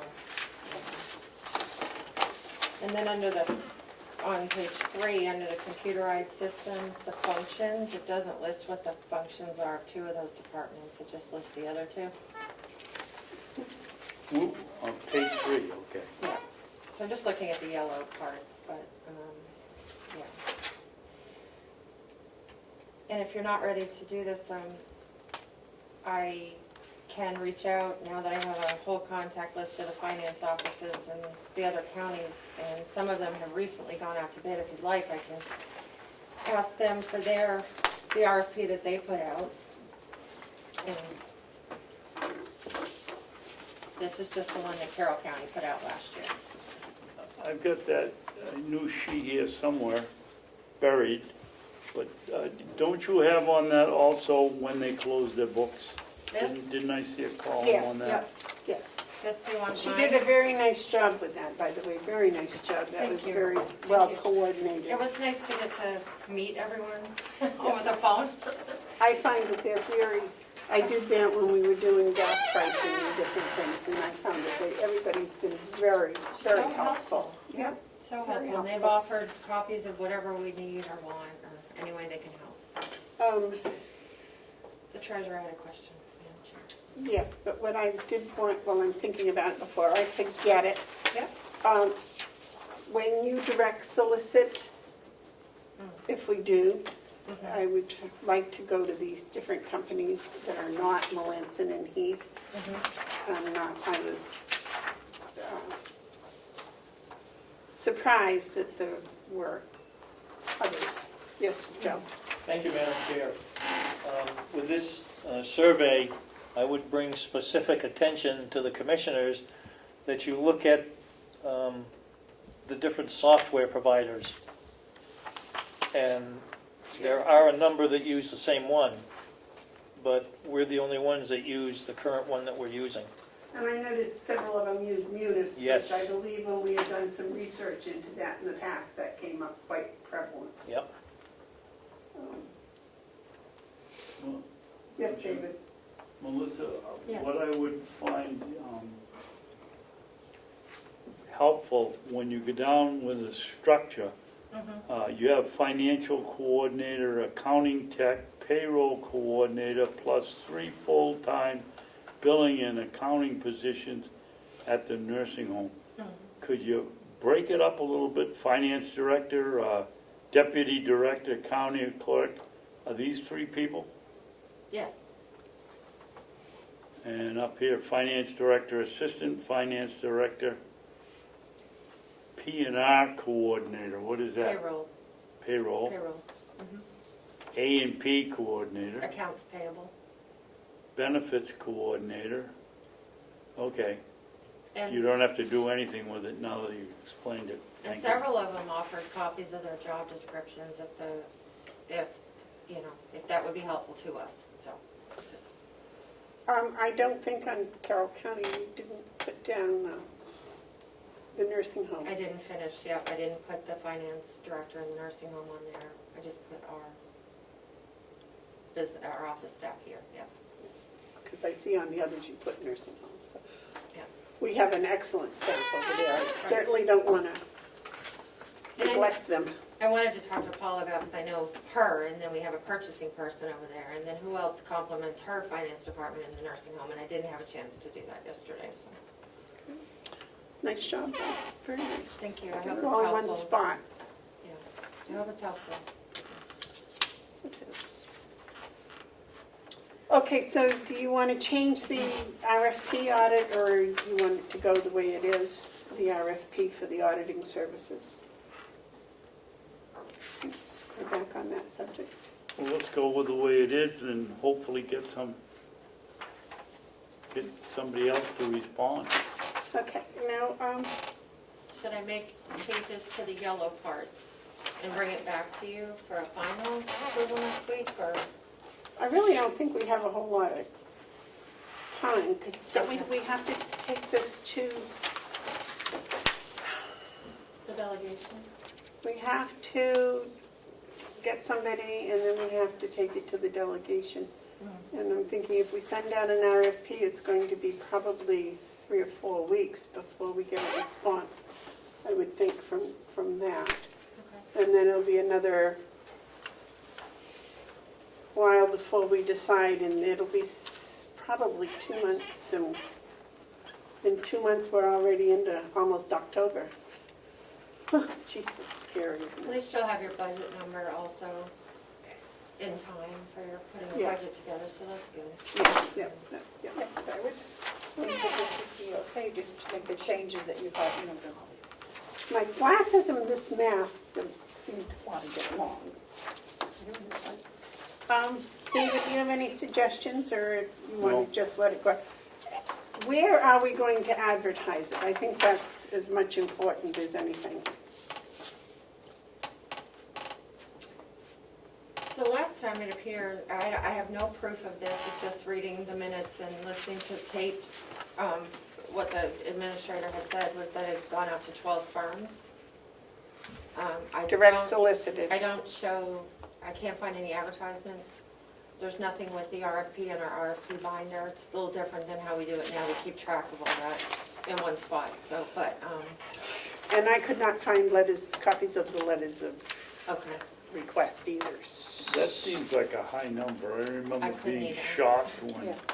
when he said he went out, but 12 of them, I don't remember him going to 12. I know that, Something like 7 or 8, I think.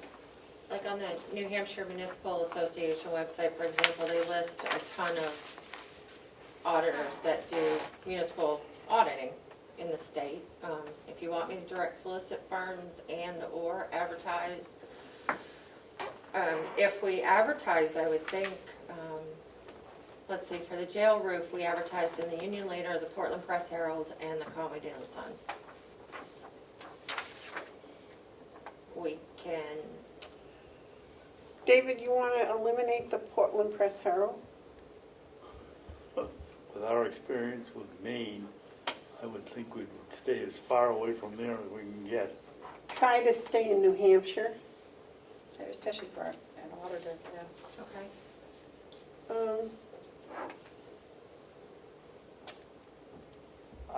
I've got to believe there's some kind of an association publication from certified accountants.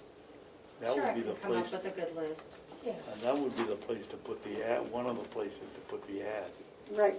I mean, we're direct soliciting several of them, I can understand, especially ones that already work for counties. But I think it should be advertised in at least 3 places. I mean, and David, I don't know what the certified public accountant or, I'm going to try to find out right now. yeah, that's the wonderful thing about the internet. You can find stuff instantly, so. We also have the ability to put a classified on the municipal association's website. Which Right. a lot of, I mean, everybody's. That I think should go without. Don't you, David, think it should be on the municipal website? Oh, yeah. Um, Do they take ads? Yes. Yes. I'll double check, because we're an associate member, so I'll just double check and see if there's a cost for that. But I think that would be a good resource, and I would certainly let you know before we. We're an associate member? I thought we were a member. Counties are associate members, and towns and cities are actual regular members. So we don't have the long list. Also, the New Hampshire Association of Counties, I believe, have some place for advertisements. Is that true, David? What? New Hampshire Association of Counties on their website? I don't know, I've never been to it. I can check. So the goal is to advertise as much as possible and direct solicit as many as possible, right? Well, because direct soliciting doesn't cost us anything. Advertising, of course, does, but still, I would think 3, 4 places, Yep. at least, 3 or 4. Right, so the county website, New Hampshire Association of Counties, New Hampshire Municipal Association, would you like it in the Union Leader and the Daily Sun? Yes. Oh, I thought you already listed them. No, I just wanted to make sure that I heard you correctly. Yep. Yes, because we have auditing firms right here in New Hampshire that are, you know, I am positive my accountant does auditing for large companies. I certainly wouldn't, that would be a conflict of interest, but.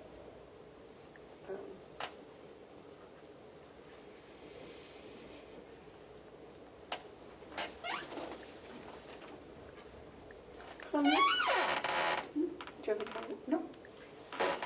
I'm gonna work on better dates for the time requirements, because the fact that they complete all their field work by April 30th is too late to meet the guidelines. Some of the counties I had talked to had said that they had their field work done in February. So I'll work out a time range that I think we should just simply say the audit needs to be completed by, what's 4 months? April 30th. May 1st. April 30th. Yeah. Okay. And that puts an end to it. They can do their own timeline, right? They can do their own timeline, right? Yeah. The So law maybe says I we should- have 120 days after the books are closed. Right, so maybe I should include the RSA in the time requirement. And Right. so I'll work up some final language, if you don't mind if I add that to your meeting on Monday for the Annex Subcommittee. Can we make that like also, if any other business? I don't think so, because then it's just going to get too long. That annex subcommittee should be an hour. That should, all those subcommittees should only meet for an hour. So what if we did it, perhaps, you're meeting at 10 for that? What if I had the commissioners meet at 9:30? No, No? no. 10 to 11 is all the time I have on Monday. I speak out of turn. Maybe David and Terry would like to meet, but I can't. 10 to 11 is all I got that Monday. Okay. You want to meet longer on Monday without me? Either of you? All right, I want to get this out as soon as possible, but I also don't want to send it without somebody's final stamp. So is that the chairman, the clerk, the vice chair? Why don't you email it to all of us? Okay, And if we have any objections or any additions or whatever, we'll send them back to you. okay. And then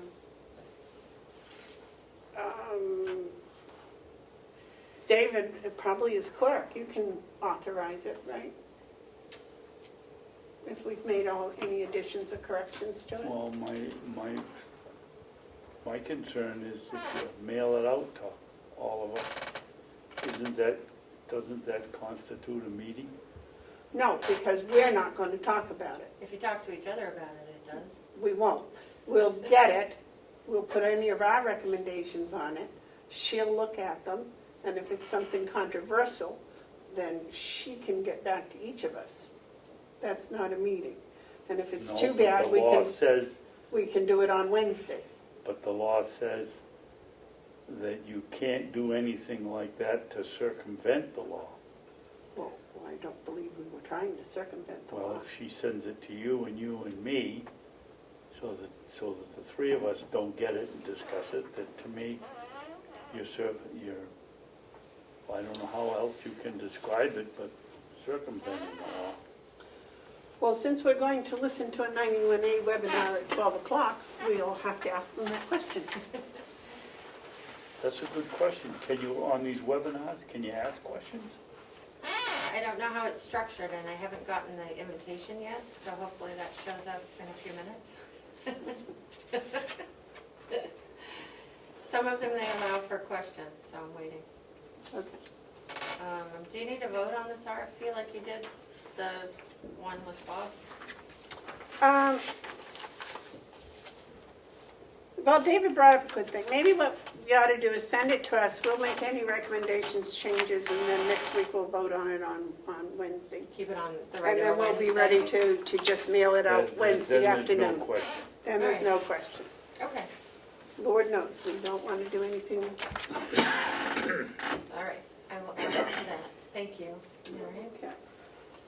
And I'll have the list of who we plan to direct solicit for you and the pricing for the ads. We'll just do it all Wednesday. Oh, that would be very nice. Thank you. You're welcome. Okay, speaking of that, is the right to know that was tabled from last week. Do you want to bring it off the table, or do you want to hold? David, would you like to make a motion? Make a motion, we bring the discussion of correcting or amending the 91A procedure here in Carroll County off the table. Do you want to- Oh, I'll second. All those in favor say aye. Aye. Aye. All right, so what I had done is I took I have the old policy, I hope you still have a copy of that, and then, it's a challenge sometimes because I'm unable to find Word documents, so I retyped it, reformatted it, and presented that to you today. And if I had no copy, I guess I gave it away. But one thing I did was, the policy was first adopted in 2015. So the first thing I did was go to 91A and looked at any revisions. You know how they, at the bottom of each RSA, they have the list of revisions. So I highlighted all the revisions in my packet of changes that were made to the law since 2015, and then I went and looked up the bills online, and I even listened to some audio to understand intent. So I've incorporated the changes to the law into the new policy draft. And do any of you have it? No. I have the old one, Yeah. and I have the request for this, but, do you guys have the new one? I was just reading this. I think this is the old one I That's the have. old one. I don't know. I have Carroll County right to know. Is that the old one? Yeah. It sure is. So, no, I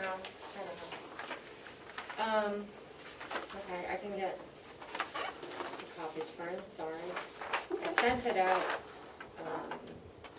Dennis Miller. I just didn't print it, I'm sorry. that's, yeah. So I don't know if you want Denny to was here when we signed it. onto something else, I can have Laura bring them up.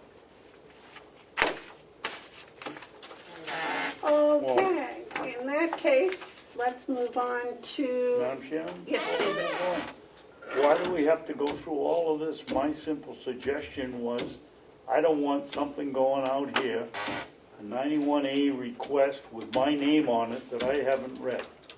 And the only correction I was making was, any 91A request that goes out of here has to have the approval of the majority of the board.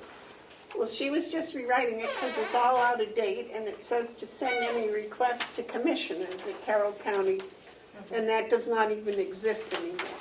That website doesn't exist anymore, and there's a different procedure now. They come Okay. in, and Laura takes them and records them, and then gives them to Melissa, and she shares them with us. Or that was your request, was to have them shared with each of us. Yes, And then the responses, or we could, yes. And I don't know, I'm going to run downstairs and grab your copies while you move on to something else, but if any of you wanted to look at all the highlights of the changes in the law, there's also some new requirements that aren't listed in the old policy, including that you have to give a reason in writing why you're denying the request. That wasn't in our policy, so, our current policy, that's just one example. But that packet has all the highlights of the changes. Well, if it's in the law, why does it need to be in our policy?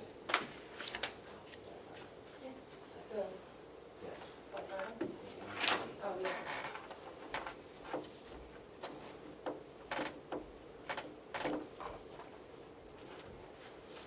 okay.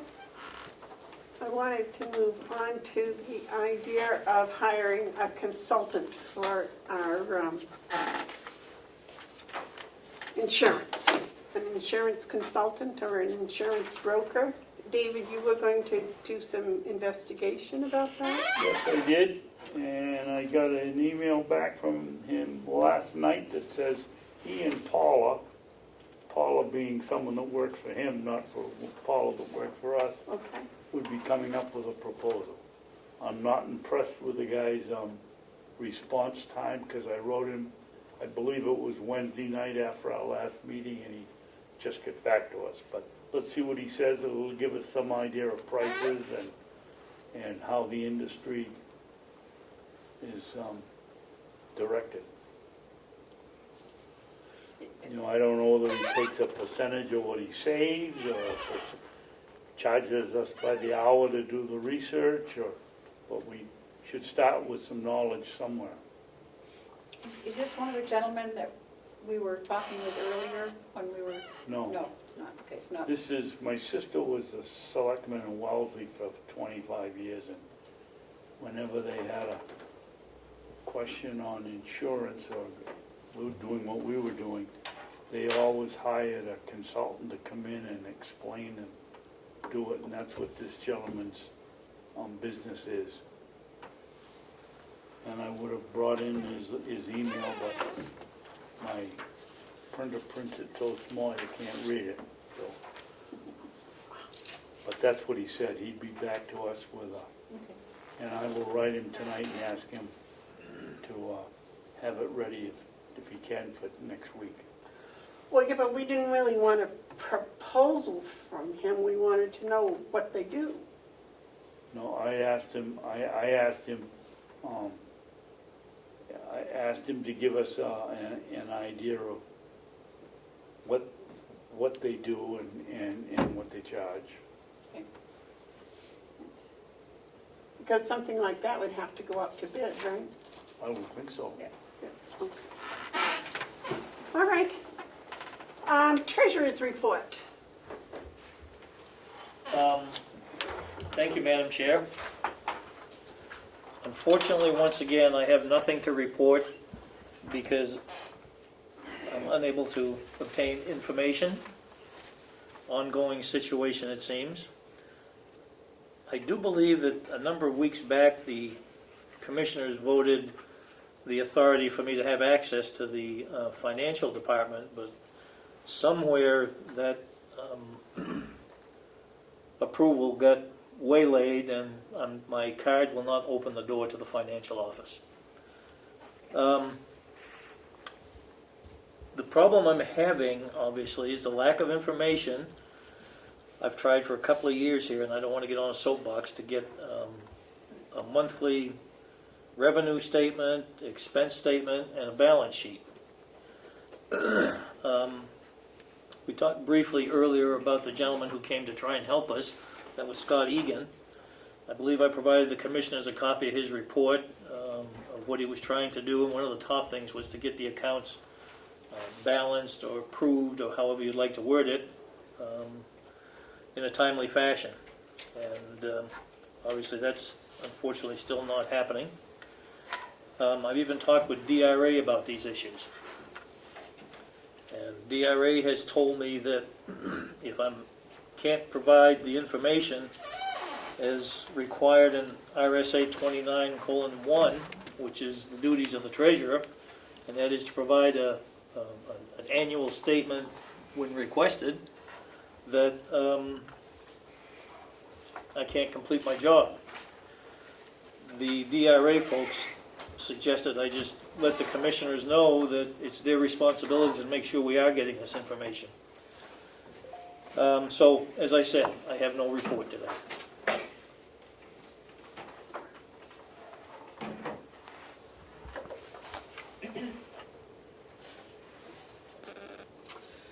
Apparently, there is a lack of communication between what happens at the commissioners' meeting and what gets disseminated. So I don't know. Melissa puts it all in the minutes.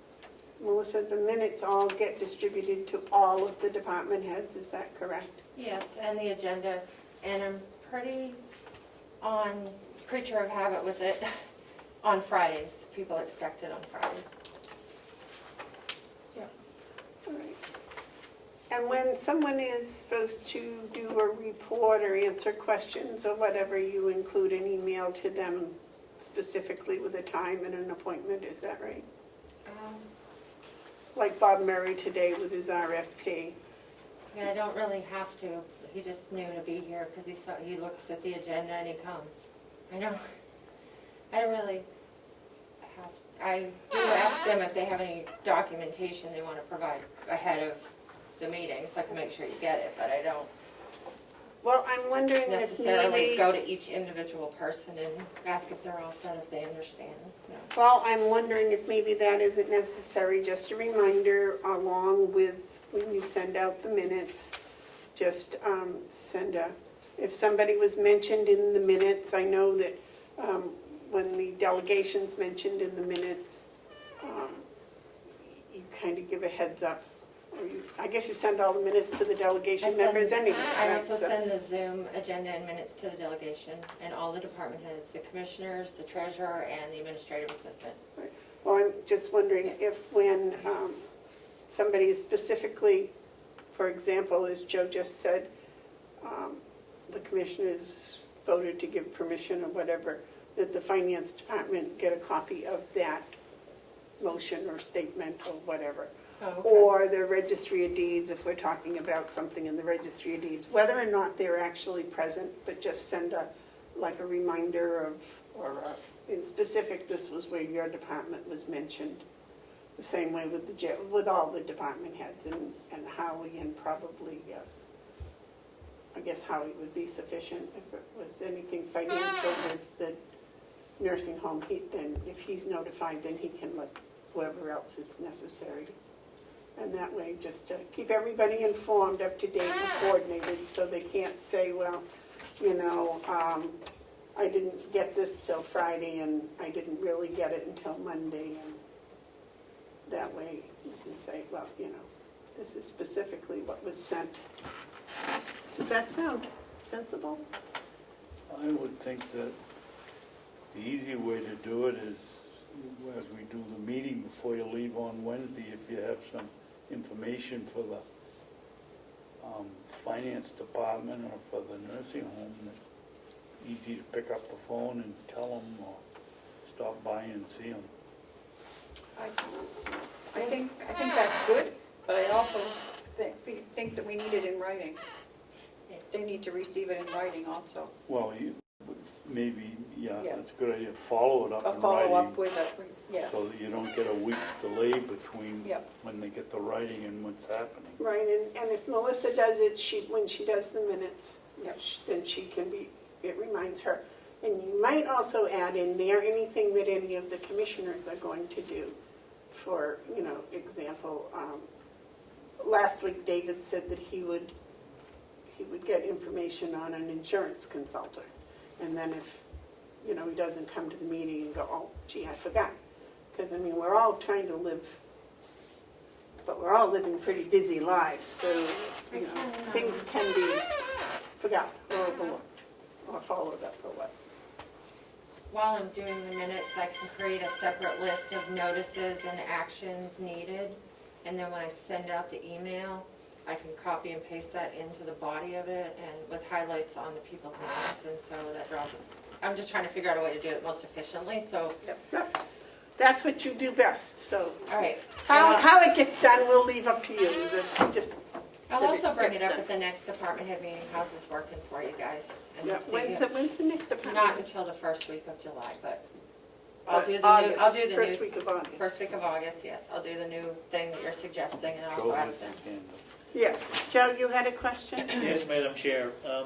Thank you again. Under Treasurer's Report, I don't know, maybe I missed this, the discussion about the Avenue Finance software, seats, training, and so forth on the server.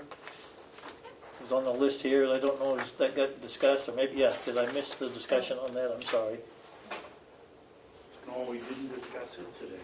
No, I'm sorry, when did I miss that? It's a carryover from last week, Joe, so, Yeah. you know.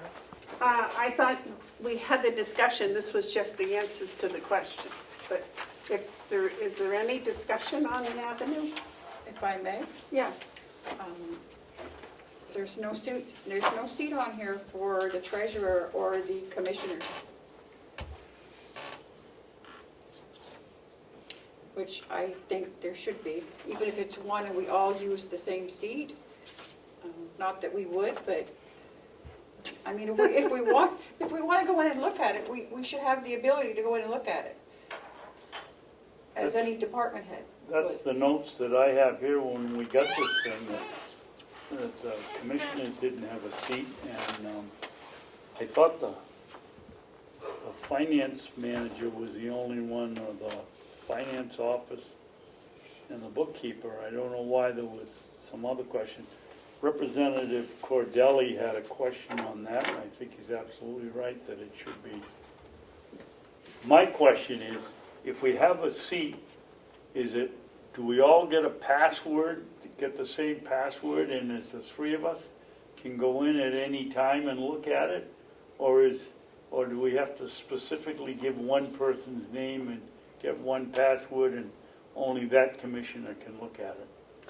I believe that we get a password and everyone can look at it. I think if you look at the last seat on here for the attorney's office, everybody has access to it. Joe, answer? Thank you, Madam Chair. I guess the other question that I had about this whole process was the training process. And there was some discussion about some training that potentially was going to happen. And I don't know if that's taken place yet or not. And who was going to pay for it? Right. And then the other part of it is, it shows the finance director as the administrator, which is fine, but I think you need a co-administrator there too, a second person to sort of help with this process and alleviate some of that, those duties on the finance director while they're busy doing a whole host of things. Okay, in response to one of those questions, I looked up, and at the minutes from a delegation meeting, it said that Avenue was going to come on site as part of the contract. I haven't found the copy of the contract. Did you find a copy of the contract, Melissa? Did I send it out to you guys after the meeting last week? I thought I did, No, not for the Avenue contract. because you all asked for a copy. The Avenue contract, remember, and I showed you the Yeah, I'm just minutes? looking again. I showed you the delegation minutes where it said that Avenue was going to do on-site training as part of the contract. But there was no No. statement in the minutes as to who had made that statement. Right. And you were going to check that you were going to review the tape? I did review the tape, and I think my minutes are wrong. And they need to be corrected by the delegation. There was not a mention of on-site training. I think I had cut and pasted that from a previous meeting. It didn't happen at that meeting. And I did not bring I have a copy of that contract, I don't have it with me. But I read it over, and I couldn't find any place that they mentioned any on-site training in the actual written contract. Because I was also of the impression, that's why I looked it up, that they were going to have on-site training. And yet, when we spoke with them at the meeting the other day, they were talking about webinars, and they were talking about different things. So we had to get that cleared up. And So I guess my question or concern for the folks is that it looks like this needs some attention, and it needs to have some adjustments or some work done to it, and the decision needs to be made about the number of seats and whether or not there's going to be extra ones. So I just want the commissioners to be aware that we do need to make some decision on this. We had a discussion about the seats on this a year ago. And I had thought that the commissioners were going to have access to it. But I don't. I think they should. I think, I believe that Representative Cordelli thought that the public should have access to a read-only piece. Is that right? I thought that's what he said. Yeah, I do think it's important that the public have the transparency to be able to look at this. Obviously, not any input, but, Just a read-only. right, read only. And so I'm not sure how you do that, because you end up paying for that seat if you have over the 11 that we've got here. Well, we have to pay for these seats anyways. Right. There's only 2 or 3, I think, coming. But I think the commissioners also need to agree to have a co-executor or administrator on this. I would assume when we hire a CFO, that he would be a co-and, Correct. you know. I think you have to be in agreement to do that Yep. first before whoever it's going to be. But- Yep. And I'm not trying to make decisions, I'm just trying to point out some ideas. David, you had a comment? No. Okay.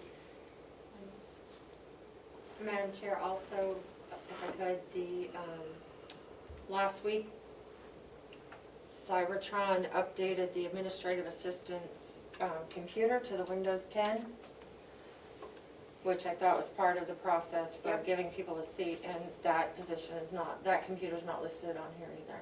No, I think they're trying to update all of the computers to Okay. Windows 10.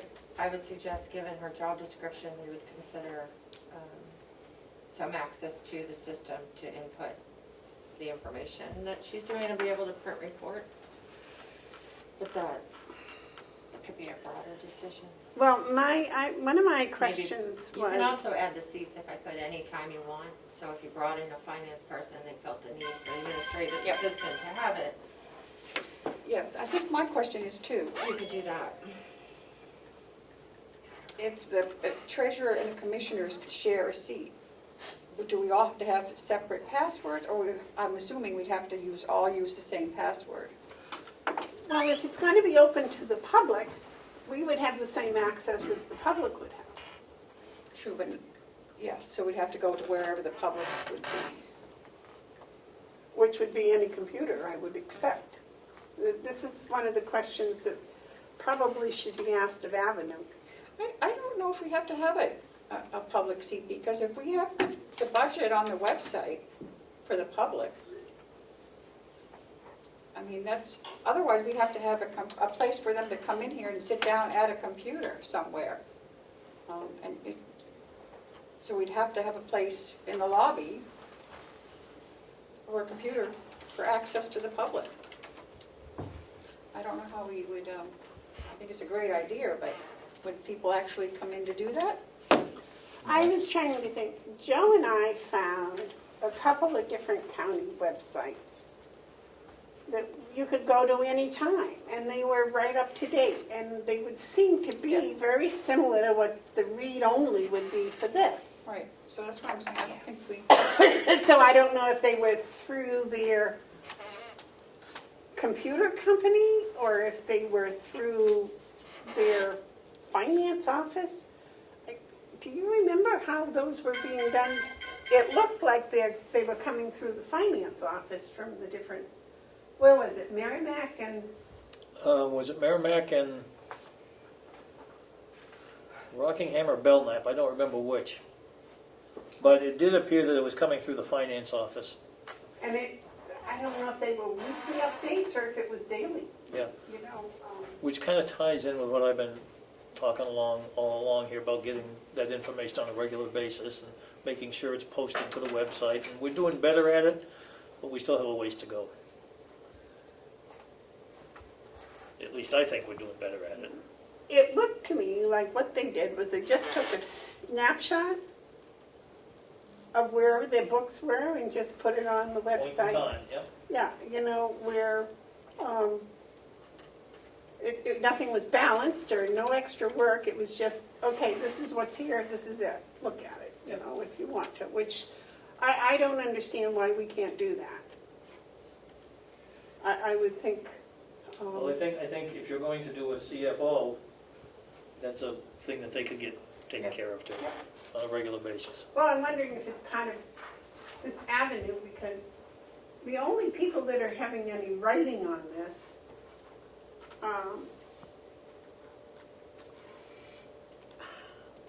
looks like it's the only ones that can do anything are Kathy and Cheryl. the finance office. So everybody else is just having a lookup. And then they're not allowed to look up everybody's, just certain ones, which doesn't make any sense to me, and I don't see. Well, I'm not sure what this means here. This wasn't on the last one we got. It says entry and edit. So does that mean that this person, Seth, can go in and do entry and edit? On the new purchase order system, Yep. they can create purchase orders. And But their GFS, the general fund system, the third column shows that the top two are the only ones that can post, and the other ones are all just read-only. Lookup just means read-only, so. Howie did mention during your meeting last week that it would be beneficial if the director of finance at the nursing home had greater access than just being able to read things. I know. And that's what I said. I don't see why she's a director of finance. She can't post. I mean,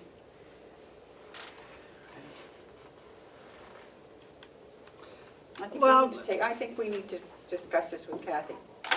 And I need to know what the difference is between enter and post.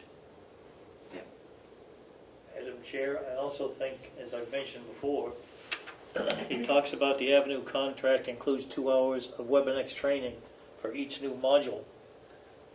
I think that your co-administrator should be included in that information also.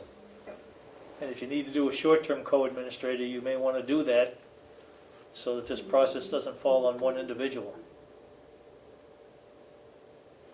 Well, I think Paula would be the person if somebody's, that's as close to a backup as we have, right, David? The nursing home, yeah. I don't think in the finance office that she's very familiar with it.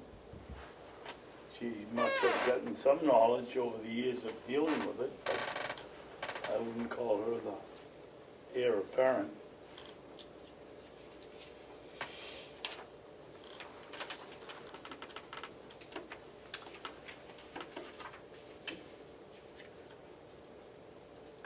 I'm wondering if a specific list of questions was sent to Avenue, if we could get specific answers.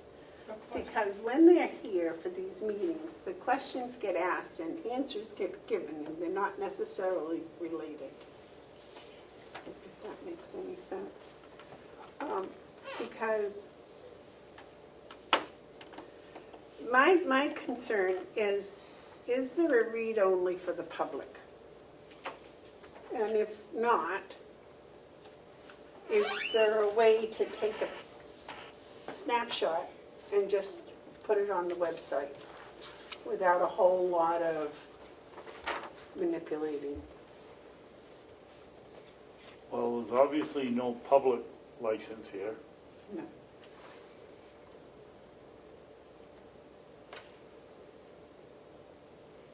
And then I think we need to know the questions that we've had about that seat for the treasurer and the commissioners. Can we have one seat and the four of us have access to read only?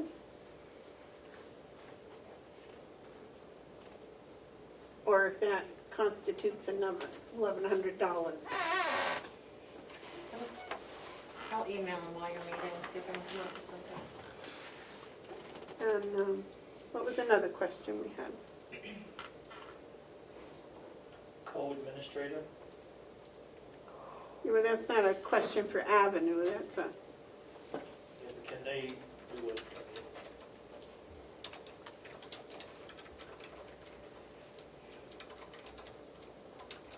oh, I know, the question about the webinars. You said the contract says two 1-hour webinars? Was it two hours? Two hours? A 2-hour webinar? 4 hours over 2 days. Yeah. All right, so there were two different kinds of training. So the first one was if you want to learn the software as it is right now, they offer 4 hours over 2 days on WebEx for $800 to $1,000 for as many people. As for the training for the new modules, the AP and the purchasing modules, they can do webinar training, 2 hours for each module, and can include up to 200 people, as many as you wanted, he said. That's free. Yes, that's included in the contract. The other, learning the software from the beginning is $800 to $1,000. Right.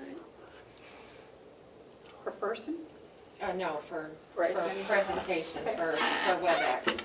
Yeah. Okay. Any other questions you would No. like a specific answer in writing? I'd to? like to, my real question is when they say the commissioners, do we all get the same password and can use it anytime we want? I'm asking them right now. See if they respond. Or is that one password with your name on it and nobody else can use it? Or I can share it with whomever I choose. Well, yeah, but that's another problem, because if you do that, then you gotta come in to watch it. Yeah. I mean, this is here, if we're on Wednesday, and you say, let's look it up, then you walk in your office. But if I'm sitting here by myself at 10 o'clock in the morning and I wanna look something up and I gotta use your name and I can't see it, Well, if I'm not willing gonna go down to your house to look at Well, it. no, but if I give you my password, you should be able to do it. If we have a common password. Yes, you should be able. But they may give one password under one name, That's the that's my original question. with We the get one. understanding that I'm going to share it with 4 people. Or they may go the other way, it's under your one name and you have to do something Right, and I have special to physically be so present. that you're Right. the only one that gets it. So I've emailed him your question, and if he gets back to me right away, I'll let you know this morning. All right. I also wanted to let you know that when I signed you up for the Right to Know webinar, it said it was from 12 to 1 today. The email now says because of COVID-related Right to Know issues, the webinar's been extended to 2 hours. So would you like me to schedule for a different one, or do you want to be here from 12 to 2 in a webinar today? They're going to be providing the recording and a copy of the PowerPoint that you can all have afterwards. Oh, okay. Or we can do 12 to 2, which I didn't think that was in your schedule for today. But You got to be home at 3, right? No, I gotta leave here by 3, at least, yeah. Okay, So we should be, what time is it now? It's 11:30. 11:30. Okay. Yeah, we still So have a- we're all done with the meeting for all Well, intents no, and we got- purposes. All No, right, so not yet. Not yet. I have, Still have Hales. He's got Hales and we've got the. Right, no, but when I say the meeting, I mean this main stuff here. Yeah. what did you do with the right to know policy? Because I went down and got a copy of it for you, and then I came back and you're on the treasurer's report. We did not do Yeah. anything with it. And now you all have this, right? I brought them up. Yep. and you have Okay. it. Did you get yours, David? Yeah, but I lost it. So I should put it on. She for made next- it a lot shorter. It's only one page, I know, both I'm sides. looking for the two dots at the top. I'll find it. I got it here.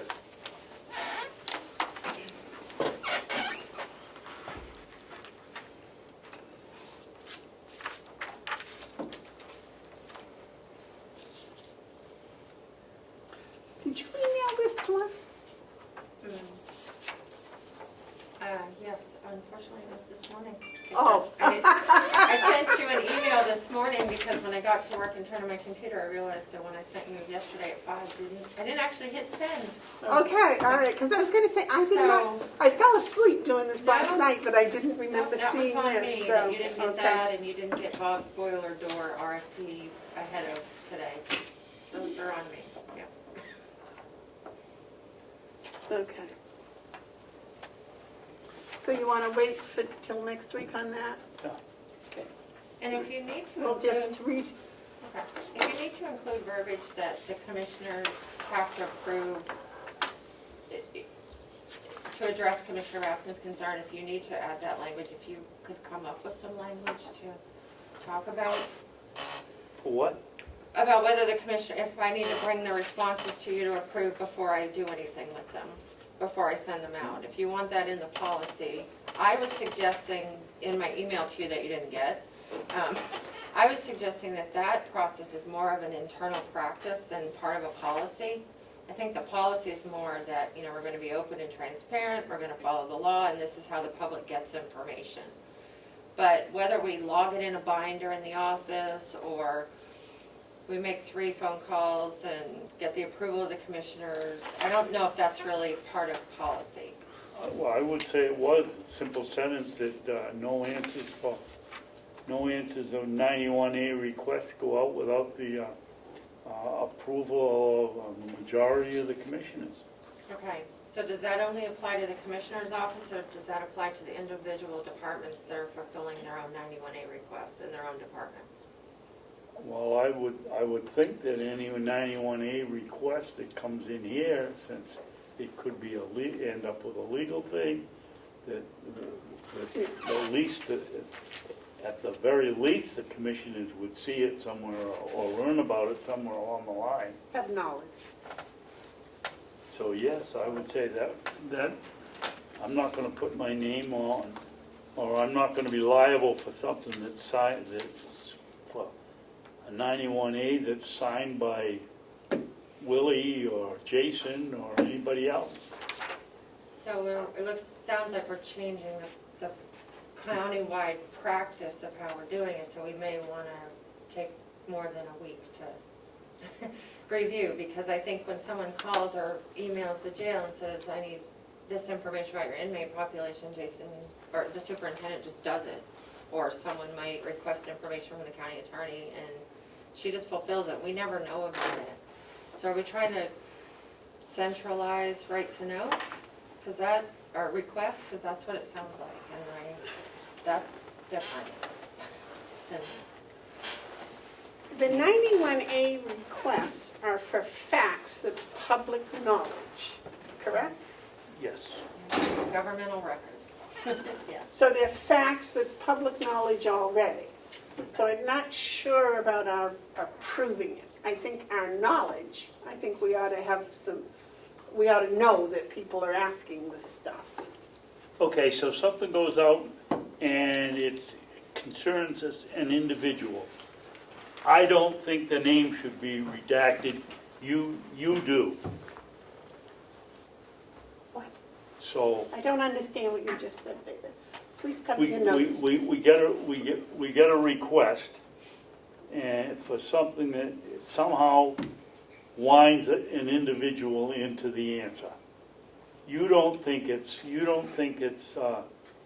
proper to have that person's name out. I do. So and I don't want to leave that decision to somebody else that may come back to bite me. But if it's public knowledge, there would be no need of redacting, because the redaction would have already occurred before the That's public correct. knowledge. But you know as well as I do, very often you get this stuff that just by the nature of it, you know who the source is, or the person they're talking about is, without mentioning the name. I might want that redacted, you may not. But Give me an example, because I can't think of one, but it's all facts, it's all public knowledge and facts. So if somebody's requesting the non-public meetings from a certain date, certain session, and it has names in it, if we made that public knowledge, if we unsealed it, we, as commissioners, redact the name often, if it needs to be redacted. If not, we leave it. You know, if somebody was hired for, Chris Hero was interviewed to be hired for HR director. Then when we make it public, we leave Chris Hero's name in there. But if somebody else was questioned about robbery, then when we make it public, we don't put that person's name in, because they were only a suspect, they weren't convicted or whatever. That's the type of thing that I think the 91A, and that's the only time redaction would occur, to protect the innocent.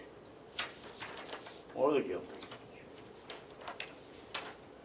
Oh, I suppose we have to protect them too. Let's see what we come up with, because you make some good points. Because that was the whole point in 91A, was so people could have what was public information, correct? It wasn't written to get stuff to gossip about somebody, it was to get facts. It was to get information on illegal meetings that were being held, like down in Exeter, that they went 10 years before they got that mess straightened out, or 8 years. And,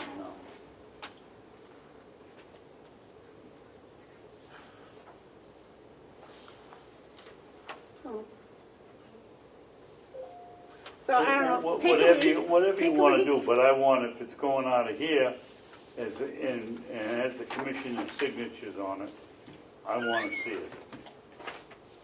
I don't have any problem with that. I'm just wondering if we have to approve it, because it's already public information. We don't, we can't say, oh, yes, Dave Babson can see this. Oh, no, Terry McCarthy can't see it. So we'll approve it for Dave Babson, but we won't approve it for Terry McCarthy. I don't think we have that right, because No, we don't.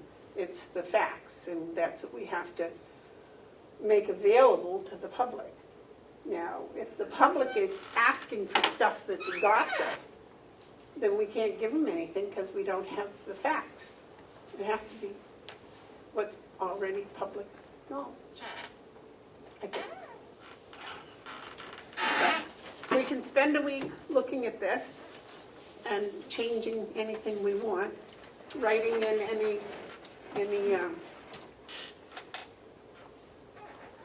verbiage changes, is that what you said? Word, yeah. Word phrasing or something. Any suggestions that you have? And this is July 15th. Does that sound all right? Yeah. Give you a week? Yep. Okay. Yes, sir. Thank you, Madam Chair. Following up on the treasurer's report, I apologize for not being here last week for obvious reasons. But commissioners had asked me some time ago about looking for somebody for the finance office, and difficult search trying to find somebody, but I did come across the name of a person who recently graduated with a BS in accounting. And I thought maybe I should just forward that to Chris, and he could make a contact if so desire. Might be somebody useful, might not be, I don't know, but that's the best I can come up with for the commissioners at this time. Okay, that was for someone that might be able to be trained one day a week to be able to fill in if Kathy got sick. Is that Well, correct? not only that, to somebody that's looking to expand their knowledge and background in accounting. So it's a win-win situation, somebody that we can train to our system and vice versa. I Again, can don't, see no harm in it. yep, okay. And they might want to look at one of our job descriptions, and he's putting an advertisement Mhm. out, so I'm not sure what all that involves, but we'd have a hiring policy. Right. Do you have a Hales location report? Yes, I do, to some degree. I have the MS 535, which you had previously signed. Somewhere between the time that the commissioner signed it and the Hales location office, the document has come up amongst the missing. So talked to the state, and they said just get another one and have the commissioner sign it. So that's what I have here. This is one that you had signed previously, and I apologize for the fact that I don't know what happened to it, but I can assure you that if you sign this one, I'm going to take it with me today and hand deliver it to Hales Location's office. Didn't a copy of this get to the state? I don't believe so, because it never got from your signature to any place else as far as I can tell. It may have got somewhere, but I don't know where. Melissa? I couldn't find a record of you signing this. I found that you had signed the MS 232 and another form, but this is the auditor's report for Hales. So every year, We get one. in 2016, Hales had an audit there, but every year since, the Melanson Heath representative has completed that form for Hales, as far as I could tell. I don't know. 536, we've signed that in the past. 535. 535. That's all You have to 535. sign it every year. But that doesn't go to the state, that stays in, No, it goes. It goes as part of their packet that they require for Hales. and they haven't gotten a copy of it? Now, this is one of the ongoing issues of trying to get all this documentation correct and in place and where it's supposed to be. And, you know, if it's anybody's responsibility, it's probably mine, because I failed to follow through after it was signed. I believe it was signed, as to actually what happened to it. So I apologize to the commissioners for that. That doesn't have a due date, Joe. Do you know when that's due? I'm sure it was due quite some time ago, but Well, it's an audit of the 2019. yes. It's a financial statement representing the 2019 finances in Hales, so it can't be that overdue. If it was 2019. David, did you check the education I don't know. one? To see if it was the right one? Joe, did you check the I education? did look at it. I think it is the correct one, but double check it. This was a couple of weeks ago I looked at it, so.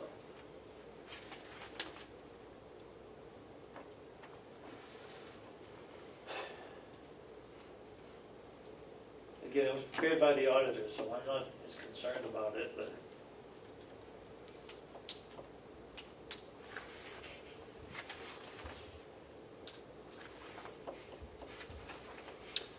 Madam Chair? Yeah. While we're talking about Hales, where are we with the pilot program money? Yes, that was the next topic I was going Oh, to bring up. okay. Yeah, go ahead. No, you can do No, that. I'm just wondering where it's at. We were waiting for something from Hales, or Not that I'm aware of. they've gotten their own number now? They have their own tax ID number, so I believe anything going forward goes directly to Hales. Did they get a check? Not for this year, not yet. They should have. I think they come in June, don't they, David? I don't know. I'll have to verify it to find out, but what I do know is that it appears the county has about $45,000 of their money, and I'm in hopes that the commissioners are gonna authorize a check so that Hales can have their money. I thought it was like 38,000. Well, I looked it up and the budget shows 45,000. Similar to Conway that we Right. paid. Yeah. Okay, Yeah. the big one. Yeah. I Which thought- nobody's been able to prove that they own, that it was their money. I thought we appropriated $40,000 for it. Yeah, 48 is what it shows. Yeah, that's what I thought, it was in the 40s. And of course, you can't get an invoice from Hales because Hales doesn't know what that amount is. It came to the county. Well, we have nothing. it was Conway that gave us the payment by Right. the year, Conway did. not Hales. But there was no proof, and the federal government says that it was the county's money. But I was outvoted twice now, so.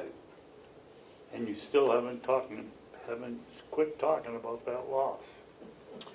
Hey, you know, it's the county, it's the taxpayers in Carroll County that are giving this money away. And I feel responsible that they should know that there's no proof that it's not Carroll County's money.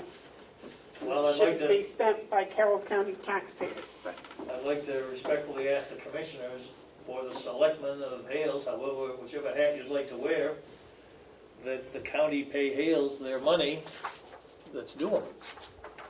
just as soon as they prove it's due them. Not gonna happen. We've been through that before. I am only one of three. Understand, respectfully.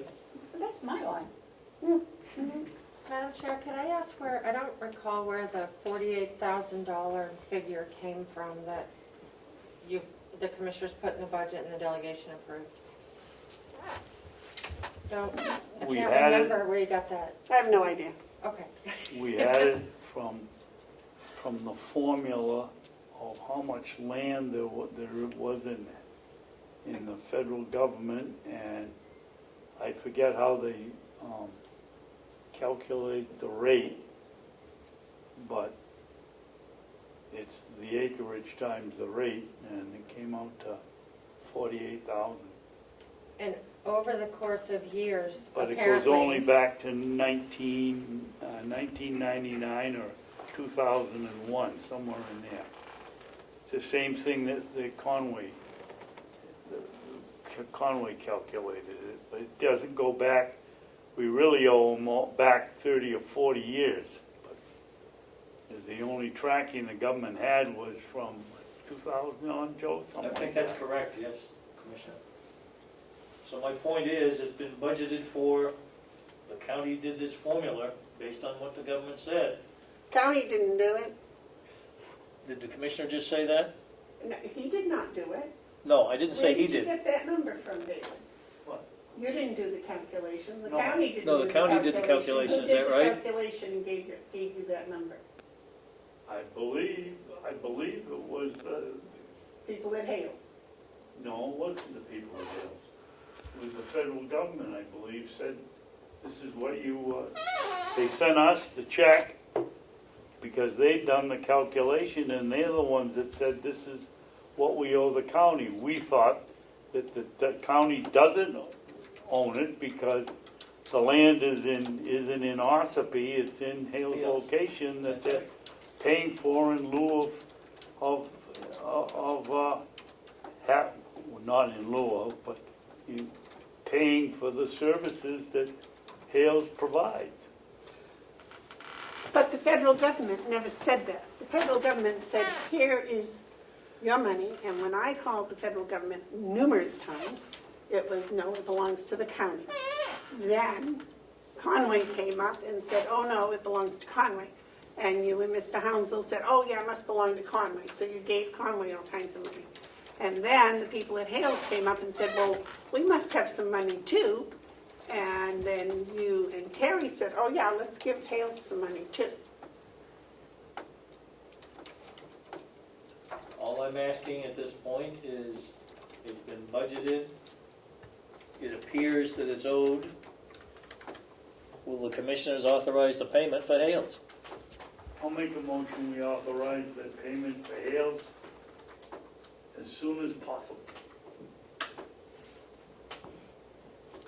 I will second if we can get an exact figure. I think I have all that paperwork at home somewhere. So, but I will second. I would think that you would make that the line item amount that was in the budget. Yeah, I thought it was less than that though. But, What happens if it's less? that's what I mean, let me pull that, I think I have all that stuff. If I may, I'm not opposed to whatever number you agree to.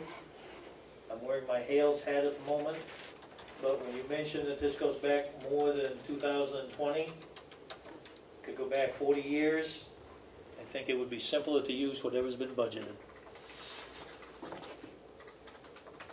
But Melissa can bring that right up really quick.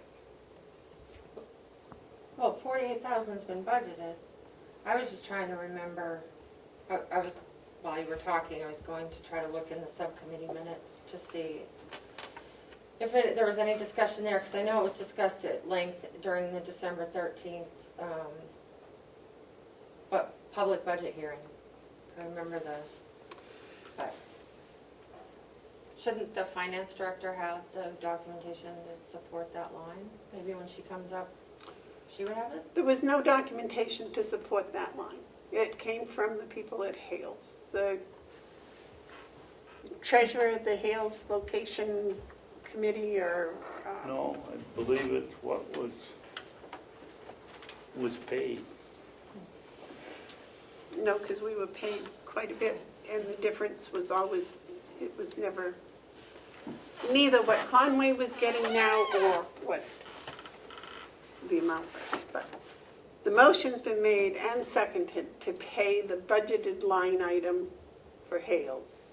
That was what you made the motion, right? Without a dollar amount, just the budgeted line item. Right. Is there any more discussion on that? Did Commissioner McCarthy say with the exact figure? You said the line item was $48,000. Was that your intent? Because I didn't think it was that much. I don't know where they came up. I thought it was around 40. Yeah, I thought it was 38 something, but, That's why I said that as soon as possible. As soon as Give us a chance to look it up. Okay. So just to pay Hales location, their budgeted amount as soon as possible? I would, Or just say The to, appropriated amount. or the determined, or however, but not the budget, because if it's less, we don't want to, We don't Give 'em- want, yeah. okay, so pay Hales the determined correct Amount. amount as, no, I won't say that, okay. To pay Hales the determined correct amount for, what's that line called? Pilot. Pilot, Hales? Hales pilot Or as soon as possible. for Hales pilot as soon as possible? Okay. Is that, yeah, it's fine. Who's going to determine what that correct amount is? I don't want to say I will, but I'll pull, I think I have all that stuff at home. I can bring it in and we can read through it again. But I thought it was, Because I can determine it's zero.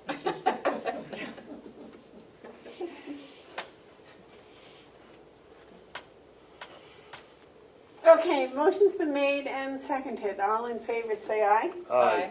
Those opposed? No. No, you're not opposed? No, I'm opposed. Oh, Those opposed say no. No. No. I don't very often say no, but I have said no to that since day one. That whole pilot thing is, anything, the money should go back to the federal government. Belongs to federal taxpayers.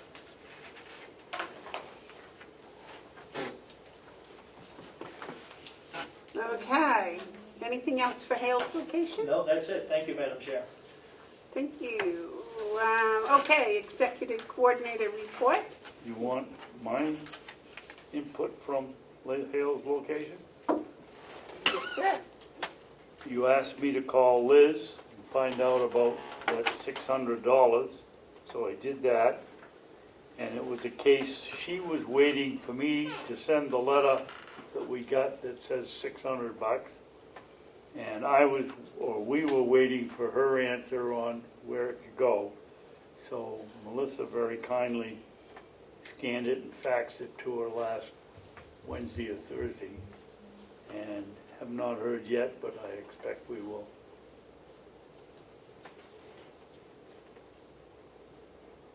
And I told her it was being complicated now by having another student actually in the school system, which raised the third question, why if we're already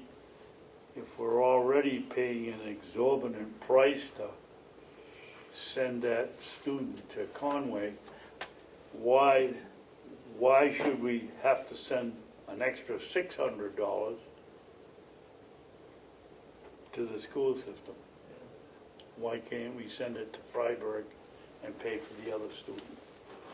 So I'm waiting for an answer.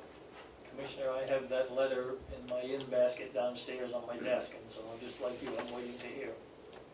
Well, it was my fault. I should have sent it to her. She was expecting it. She was waiting because I hadn't sent the letter and I was expecting it.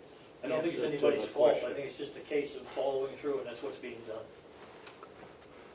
Okay. Anything else for Hales? Okay, executive coordinators report. There is a job description for approval. You asked me to clean that up last week, so I just took out all the highlights and. And Chris has reviewed it, correct? The content hasn't changed and, yes, Okay. Chris, Yeah, if the content hasn't changed, I have it. I received a copy a week ago. so I incorporated the essential job functions that you sent Oh, yep. and the signature line, All right, great. so, in the final version. But other than that, the content hasn't changed, other than adding the essential function stuff. Look, you can carry 50 pounds, right? Yeah.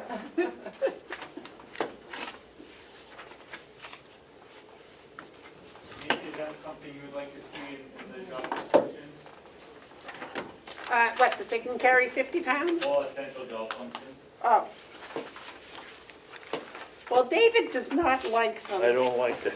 You're right. He thinks it's a lot of added gobbledygook and it's not necessary. The only purpose I've used them in the past is like if somebody was injured and needs work restrictions, then there's a specific place that you can go in their job description, like if they're limited to don't lift more than 10 pounds or something, you can see, well, that's not. Gotcha. Or for some people, it is, you know, you need to lift 20 pounds on a regular basis or something.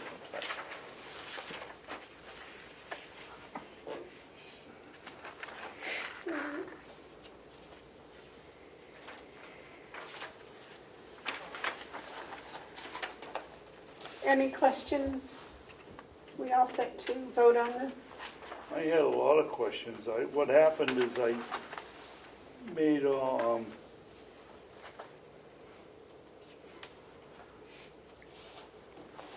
here it is here, but these aren't my corrections. Whose corrections are they? Well, there was, whatever, Oh, that was from way back. That was one of the From first last- originals, yeah. that's from May.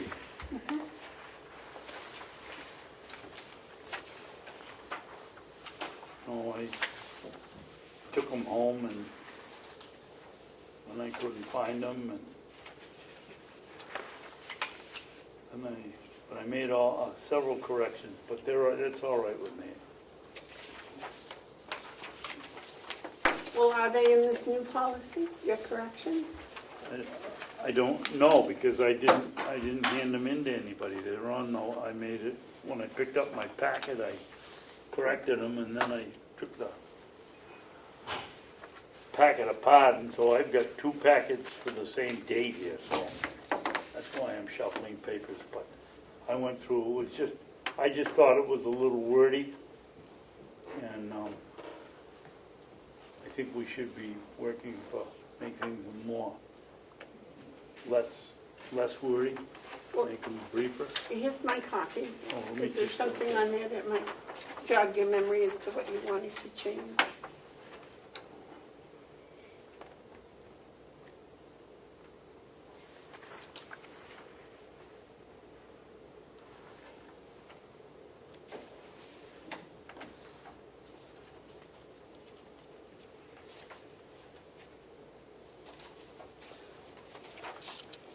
Did you have any other changes from what we made last week? No.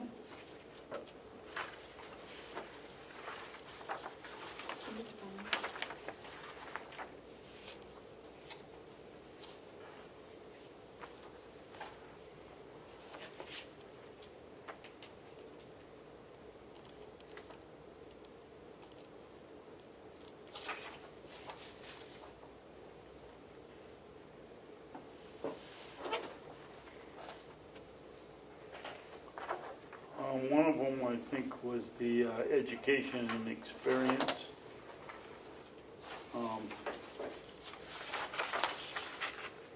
I'd rather go and always have one, what a person's work experience is, not how many degrees they have or how they got them. But I'm not gonna hold it up for that.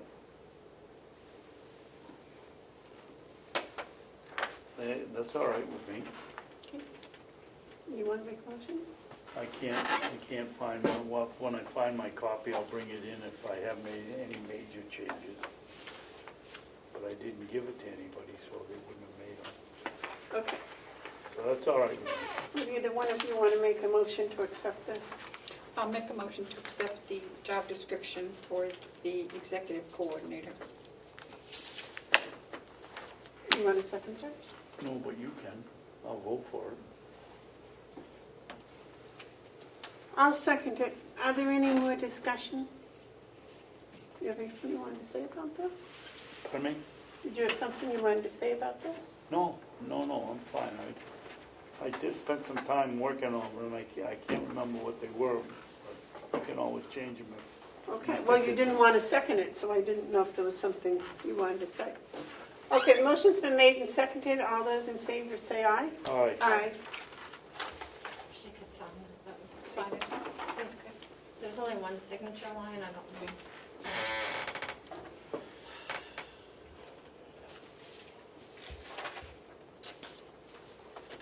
Actually, there should be three, I believe, but, sorry.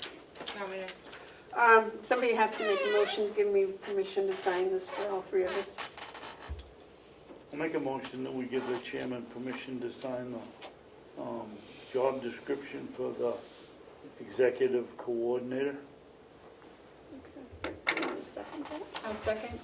Motion's been made and seconded. All those in favor say aye. Aye. Aye. Thank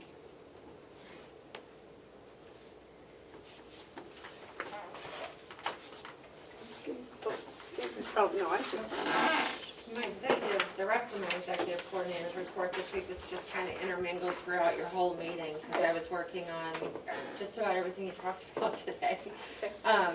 The last thing that was to get final approval on sending the annual report out to be printed, and I had asked the treasurer to flag the pages that he felt should be included in the annual report for the finance piece. So should I just work with the clerk on the final, or do you want me to email out the whole packet to you before it goes to the printer, or? It's his responsibility, so I would think Okay. that, Is that okay with you, Commissioner Gaston? At some point the next few days or Monday, we could get together and just look over the final before we send it? Yes. Okay. All right, thank you. And that's all I had, other than everything else you've been doing today. okay. Commissioners' comments and updates, reports. Terry, you got anything? No. David, you got anything? Yeah, I thought we were going to have the county attorney come in and explain the salary, the exempt or non-exempt salary line. I thought she referred to DRA for that. Well, I asked last week, and the minutes say that we're going to have her come in this week. Madam Chair, the invitation was extended and it was declined. Do you know why it was declined? Given the topic, it probably would belong better in a non-public session if you wanted to pursue it with her. Well, that doesn't make any sense. It's a state law. We can talk about the state law. She said Ken didn't interpret it correctly. It's about the state law, or it isn't about any other individual. Why is she afraid to come in here and give us our position? We don't want to get in the same position if it ever happens again with another one. Madam Chair, with all due respect, I think the reason why it should be a non-public was just kind of evident because it is related to one person and who was named, so I think we should Well, not do it in public. I was under the impression because it was a state law, it would be actually DRA's interpretation, not either person here. And that's what the conclusion was, that it was something that DRA would address any particular issues. And now, of course, we have Chris here, And who he can is, answer the question because he did the research yesterday. so he knows all about exempt and non-exempt. And Well, without having any notes in front, so the question was asked, how many hours, and correct me if I'm wrong, how many hours does a salaried person need to work per week to qualify for their weekly salary? That's right. And the answer is any amount of hours. It's no minimum. They could work 2 hours or 60 hours. As long as they work any hours within that week, they get their normal weekly salary. However, there are certain instances where you can deduct from that. Like, for instance, if somebody is out a full day because they're sick, so you could deduct that day. Or if they're out a full day for a personal reason, you could deduct that day from there, and then they could use, if they accrue sick time or any time paid time off, to make up for it. There's other instances too, like disciplinary issue or something like that. But generally speaking, if they work any amount of hours during a week, they just get their normal weekly salary. And that's what Ken told us. I never heard that from him. But anyways, that's why I'm so against people being on salary. Unless we put specifically into their salary schedule that they have to work 40 hours a week. So in, looking up things, they do say it's a best practice. You can, as a supervisor, outline time and attendance requirements, whether it's, I expect you to be in the building 5 days a week, or I expect you to X, Y, and Z, and then you can hold the person accountable going through a disciplinary procedure if they don't follow those rules, but you can't deduct money, if they work, during the week, outside, unless those other stipulations. So in my opinion, I think there's advantages and disadvantages to either hourly or salary, but for salaried employees, you can set a certain expectation, and it doesn't have to be the same expectation for all salaried employees. So if you have an expectation for Joe to do X, Y, and Z versus me, that's fine to set up different parameters as long as it's not, targeting or, something in bad intentions. And how do you prove bad intentions? Well, I guess you got to take it on a case-by-case basis. I mean, that's a sticky situation, right? So it's best just to set up the same for everybody, but you don't have to, according to the law. And as it stands now, I don't believe anyone has in writing any expectation if they're on salary. I think I do. I didn't actually even realize it until Commissioner Babson pointed it out to me, but I think there's something in my Well, job offer. Probably because, we've been learning by trial and Yeah. error.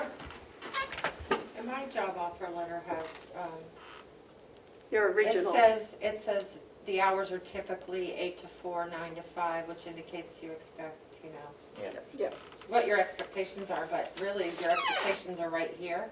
And if I could complete all of the requirements of my job in 2 hours in a week, good for me. It's difficult, and I don't know if this is the area to But talk no. about this Yeah. now or not, but Okay. yeah. Anyway, we can talk about it more in depth. But Do you have any other questions about that? Okay. Any other comments, David? No? I don't believe I have any. Are there any media questions? Yes, I have a lot. Yes, sir. Hope I don't disappoint you. Okay, first of all, I want to put a verbal 91A request in. That way Commissioner Babson can hear it right from my mouth. I want a contract that you have with Plodzik and Sanderson to have their representative, Paul Egan, down in the finance office. So I want to see his contract. And if any reports were generated, I would like that report. And I'm sorry. Go ahead. Okay, never mind. I'll ask later.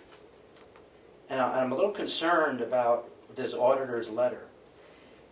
They say it will be difficult to schedule the county's 2019 audit. Now, what is the county going to do now? You're going to be in violation of the law. So what steps are going to be made to complete the audit? And after reading this, They're not saying they're not completing this year's, Ed. it said it will be difficult to schedule the county's 2019 audit. That means to give us a schedule as to when it's going to be finished. That's what we had asked for. I know, but the law gives you 120 days.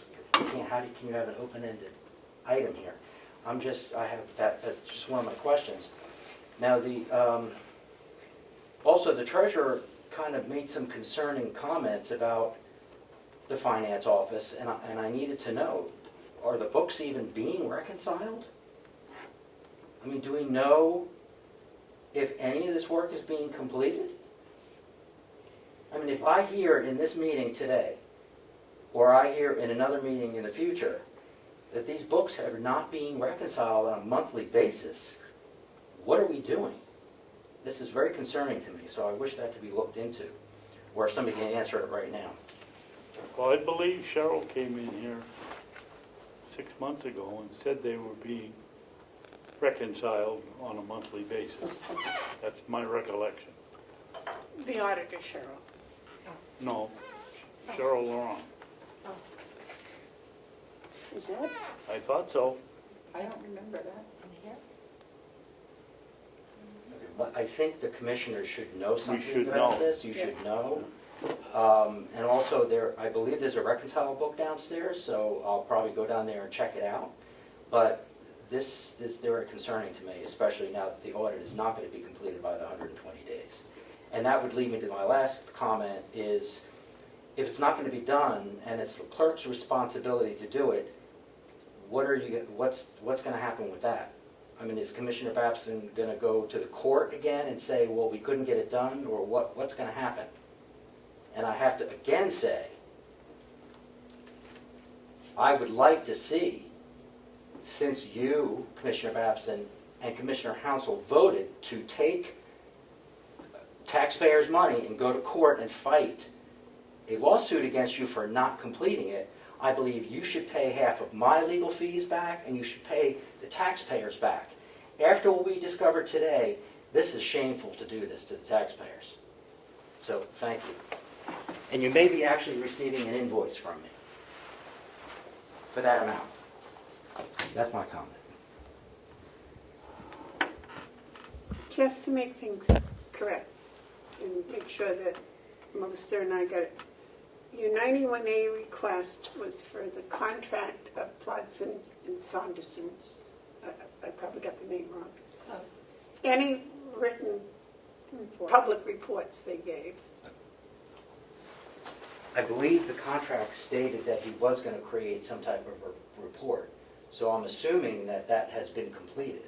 Because the only reason why, and the public is also a little confused about this, this individual, because some of the delegation members were made to believe that his position was like terminated, but he actually didn't complete it because of COVID-19 and other related issues, correct? Right. We wrote him a letter saying, at this time, we're going to sever connections with your business because your business is preoccupied with dealing with the COVID-19 problem, and I believe it was at private nursing homes. Where was it? It was private nonprofits. Private nonprofits. So if any report was generated, because we paid for something, I think the public deserves to see what we paid for. Because I haven't heard you review it. It didn't come into the public eye. So you paid for a service, and now, in my opinion, you should actually bring this into a meeting and actually discuss what he came up with, what he was there for, what did he do, etc. Because I didn't hear anything about that. He came in person and gave reports a couple of times. He went into several non-publics. We didn't really hear about anything in detail of what was said, what happened, what he came up with, what he saw. We didn't hear anything. I'll check those because I Thank you. thought he was in here for public meeting a couple of times. I think they were non-public. They were Then maybe- non-public. Okay. So there's, just for clarification again, there are two items that you're asking for in the 91A. The contract with Plodzik and Sanderson and any reports from that firm related to the contract. Related to the individual named Paul Egan, his Scott. report. Scott. Scotty. Okay, yep, okay. And the others are just opinions and questions on your list. I would like to see the product that you paid for. Yep, okay. Thank you. But that was the 91. Okay. I have it, 12:15. Okay. All right, and Kathy has come to join us.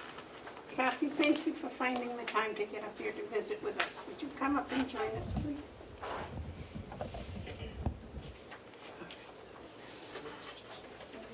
Kathy.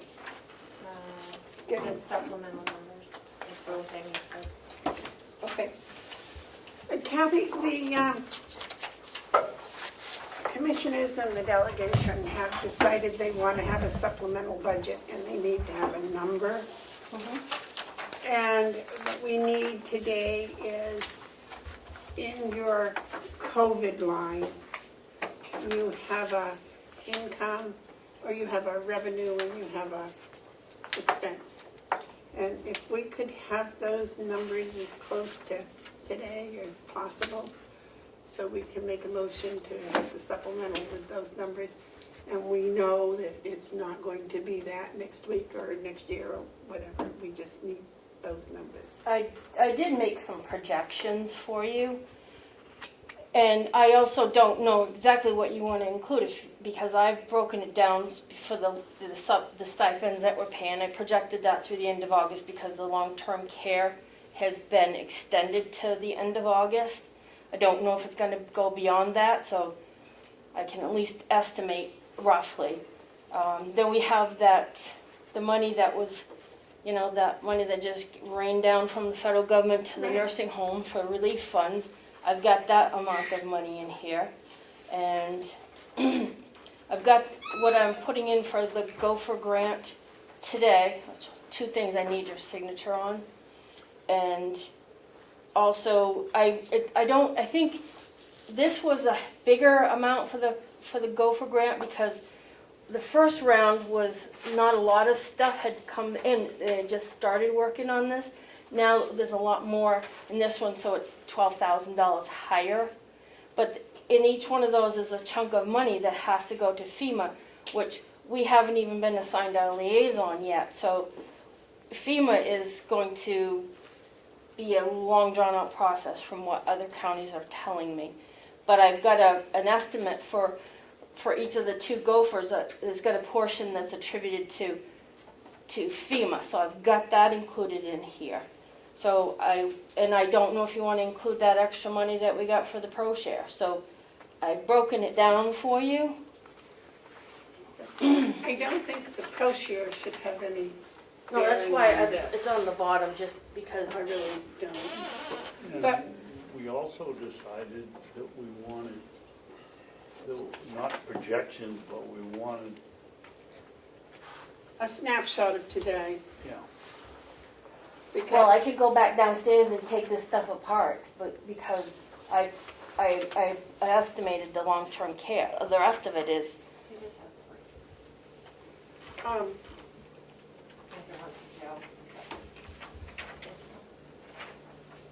Because Kathy, we know it's going to change and we don't know how much or how, where or what, and whether they're going to reinstitute some of these other things or not. Right.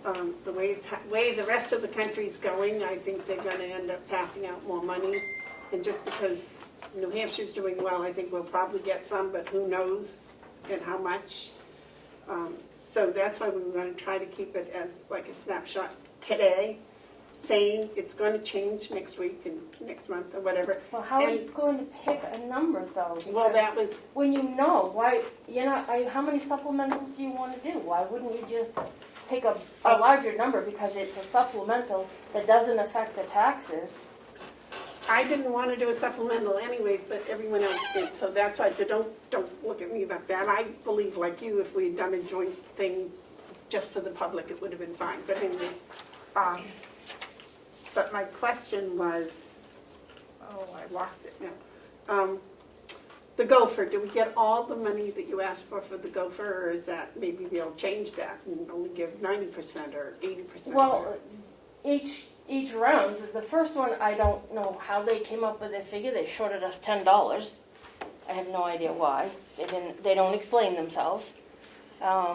This one, I don't know, because we're asking for some things that they're all segregated by blocks on this request, so that it'll be easy for them to dissect it and decide.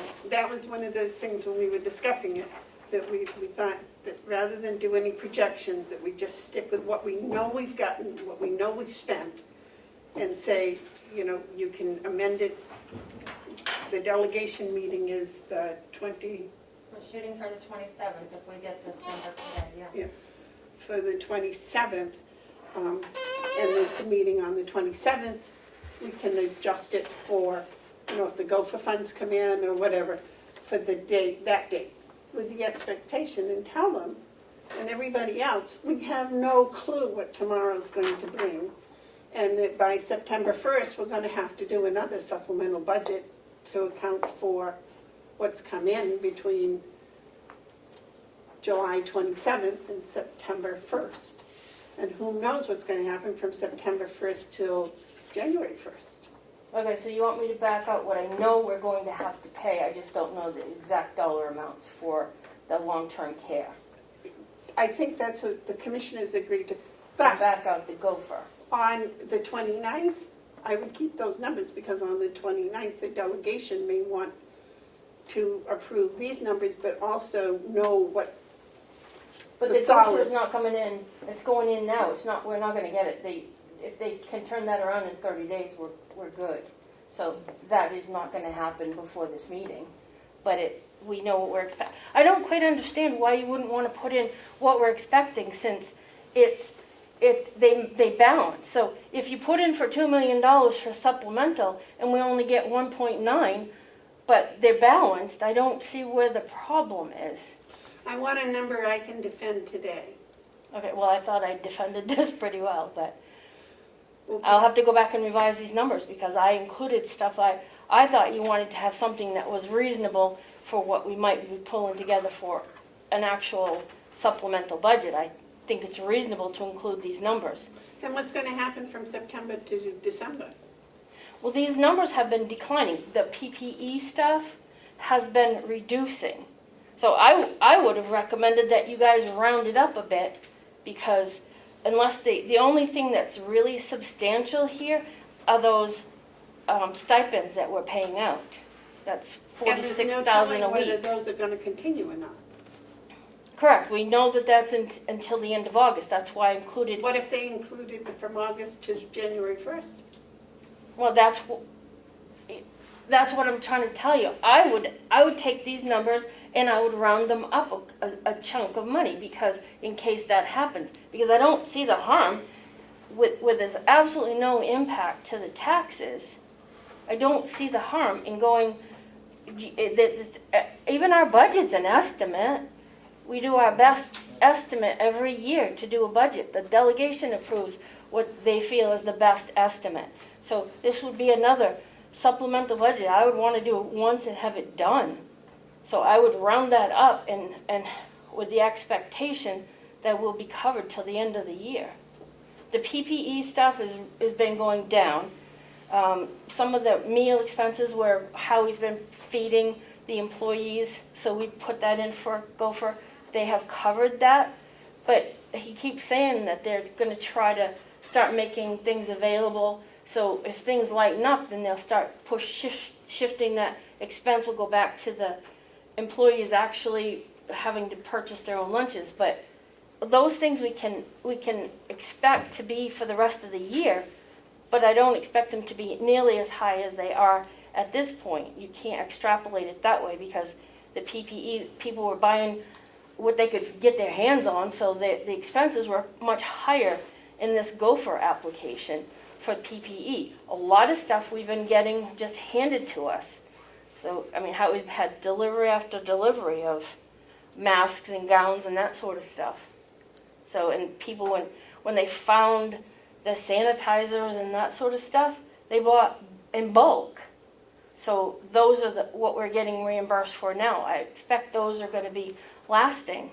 And some of our budget expenses, I think, should be going down, because if you have fewer residents in the nursing home, fewer inmates at the jail, the cost of taking care of those people is going to go down. Not the cost of operating the facility, but some of the costs of actually, the food is not going to be as much for the jail, for example.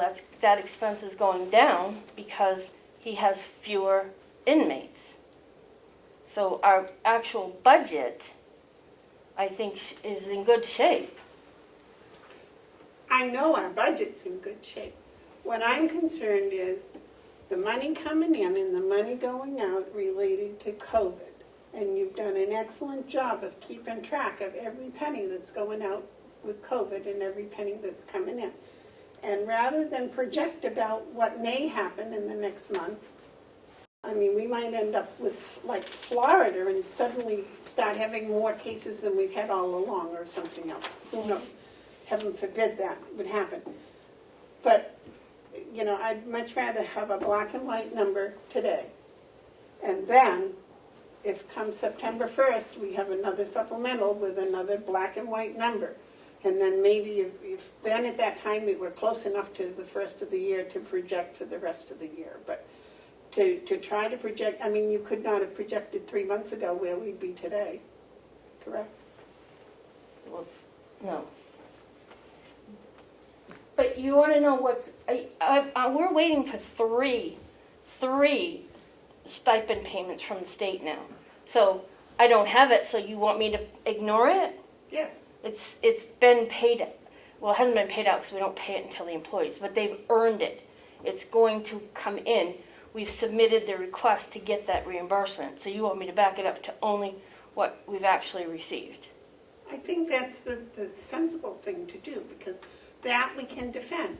Because if the state says, well, you know, we've decided we don't want to do this anymore, we're going to pay people to go to work, we're going to pay them more to stay home and less to go to work, because we want them staying home or something. I don't know.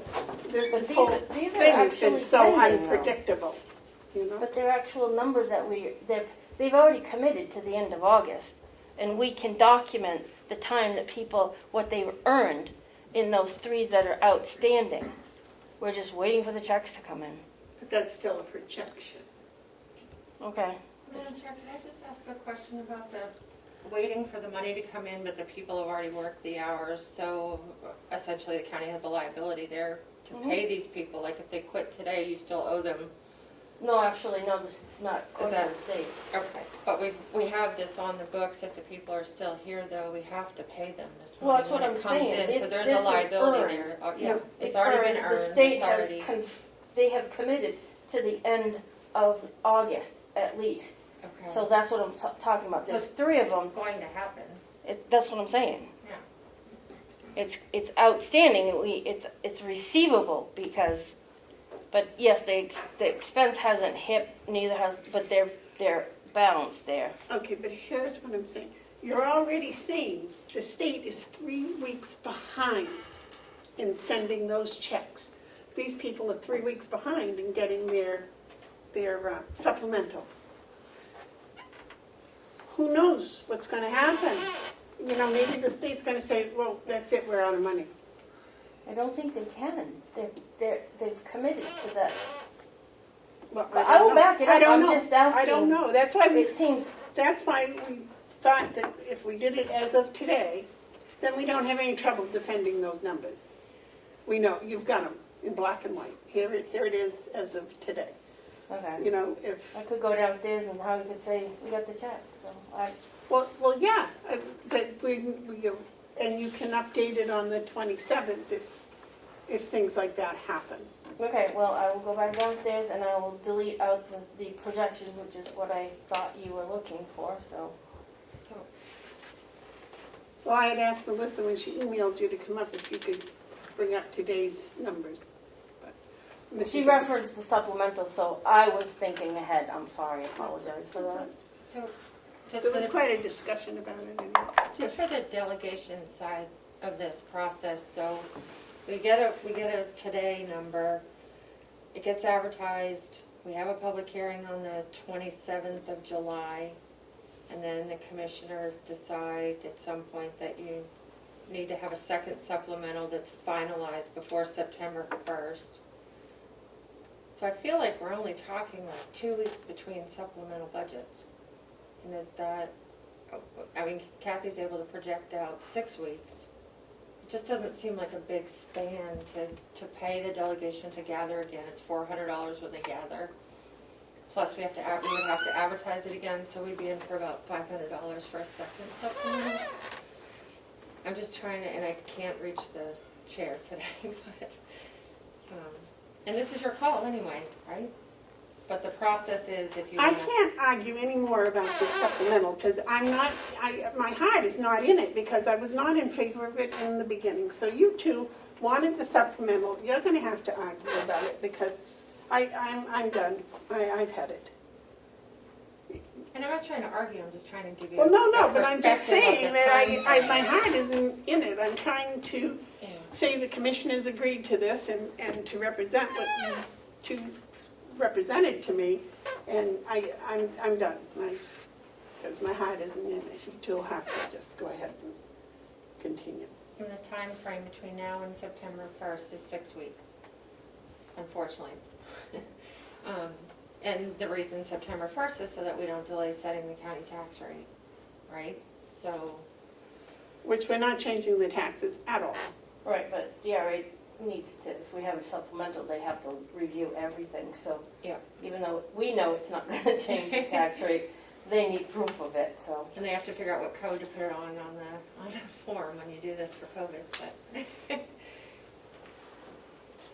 I don't know, I just feel like Kathy knows. You didn't ask my opinion, never mind. She just knows. Based on trend of what she's been doing since May with this money.